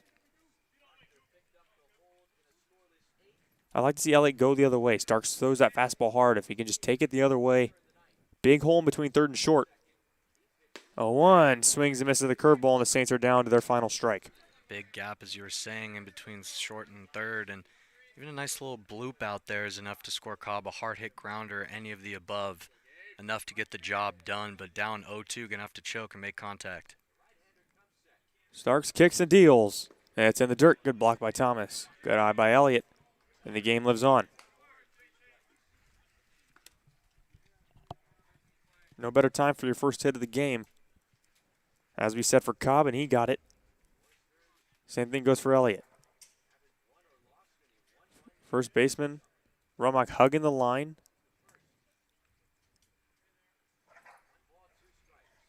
Starks sets, fires. High fastball. Elliott takes 2-2.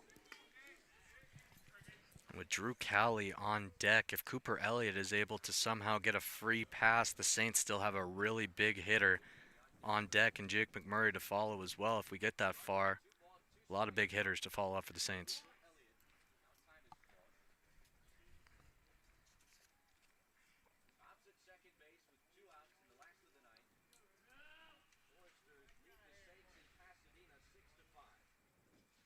Six to 5, 2 outs, tying run on second. The 2-2 to Elliott, and he fouls it off. Good cut. Still breathing out here, Jared. Saints still have life, and Cooper Elliott doing all he can to extend this ball game. He's had a great at-bat so far. Not going down without a fight. Cobb with speed on second. You know he's going to be getting the 2-2. That's low, full count. And both dugouts coming alive here. Saints really jarring now. It's late in this ball game, down to the last breath, and both of these teams letting them know, giving it all their energy here late in the game. Full count. Tying run on second. The 3-2 pitch from Starks. He kicks and deals. High fastball, Elliott. What an at-bat. From 0-2, works a walk. And it brings up Drew Cowley, the Saints' best hitter, with the tying and winning runs on base. Just as I foretold, a nice free pass for Cooper Elliott, and Drew Cowley, the big man. We know what he can do. Leads the Saints in batting average, doubles, at-bats, and is second in runs. It's going to be a mound visit to try to settle Gabriel Starks, his so-called closer for the night, down. Starks in line for the save, as the Foresters only lead by 1 run. Cowley up. McMurray on deck.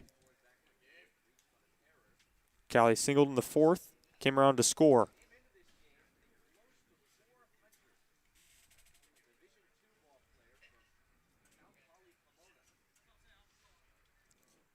Big time opportunity for Drew Cowley to come up clutch for his team. We've seen the Saints in these types of situations before, but unable to get that big hit in the 9th. Wow, does this remind you of the Conejo Oaks game that we were calling? Down by 1 run, 2 outs, the Saints battling here. And with Jackson Cobb now as the tying run, Cobb has the speed, and that's definitely the man that you want to be your tying run. Cobb on second, Elliott the winning run on first. Cowley at the dish. First pitch from Starks is outside, ball 1. McMurray's on deck. That would be the righty versus righty matchup. You got to imagine Starks now feeling the pressure with 2 runners on. The 1-0 pitch. Cowley late on the fastball. 1-1. The Saints hitters taking big hacks in this inning, and to me, that's something that they should lay off of a little bit. They just need to get some contact hits right now, and just anything put out there would drive in Cobb. The 1-1 from Starks. Fastball blown by him again. It's 1-2. Down to their final strike yet again. We saw what Elliott was able to do. Cowley going to need to have a keen eye here in this final at bat potentially. 1-2. Saints down to their last strike. The windup and pitch. Outside, 2-2. Good eye by Callie. I don't know about you, Charles. I'm a little nervous right now. I would not want to be in the position that Callie's in right now. This man has ice in his veins, though, and he's the man to fill this order. 2 balls, 2 strikes. The pitch. That's hit out towards right field. Back goes Wells. Back to the track, to the wall. It's gone! A walk-off home run for Drew Callie, and the Saints win it. Can you believe it? See you later. Drew Callie, the man. A 3-run shot, and the Saints walk it off. Unbelievable here at Jackie Robinson Memorial Field. The fans, the interns, the overall Saints ball club going crazy. And everyone going crazy. Time to celebrate, Saints fans. What a comeback. Down to their last strike. And Drew Callie sends it into the right center field netting. And a sore reaction out of the Foresters ball club, coming out of the dugout still chirping, and not the kind of class act that you want to see.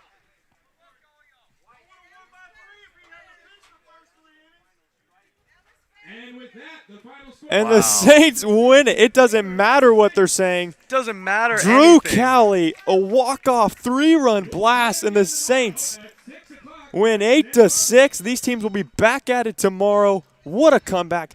We talked about it, Charles.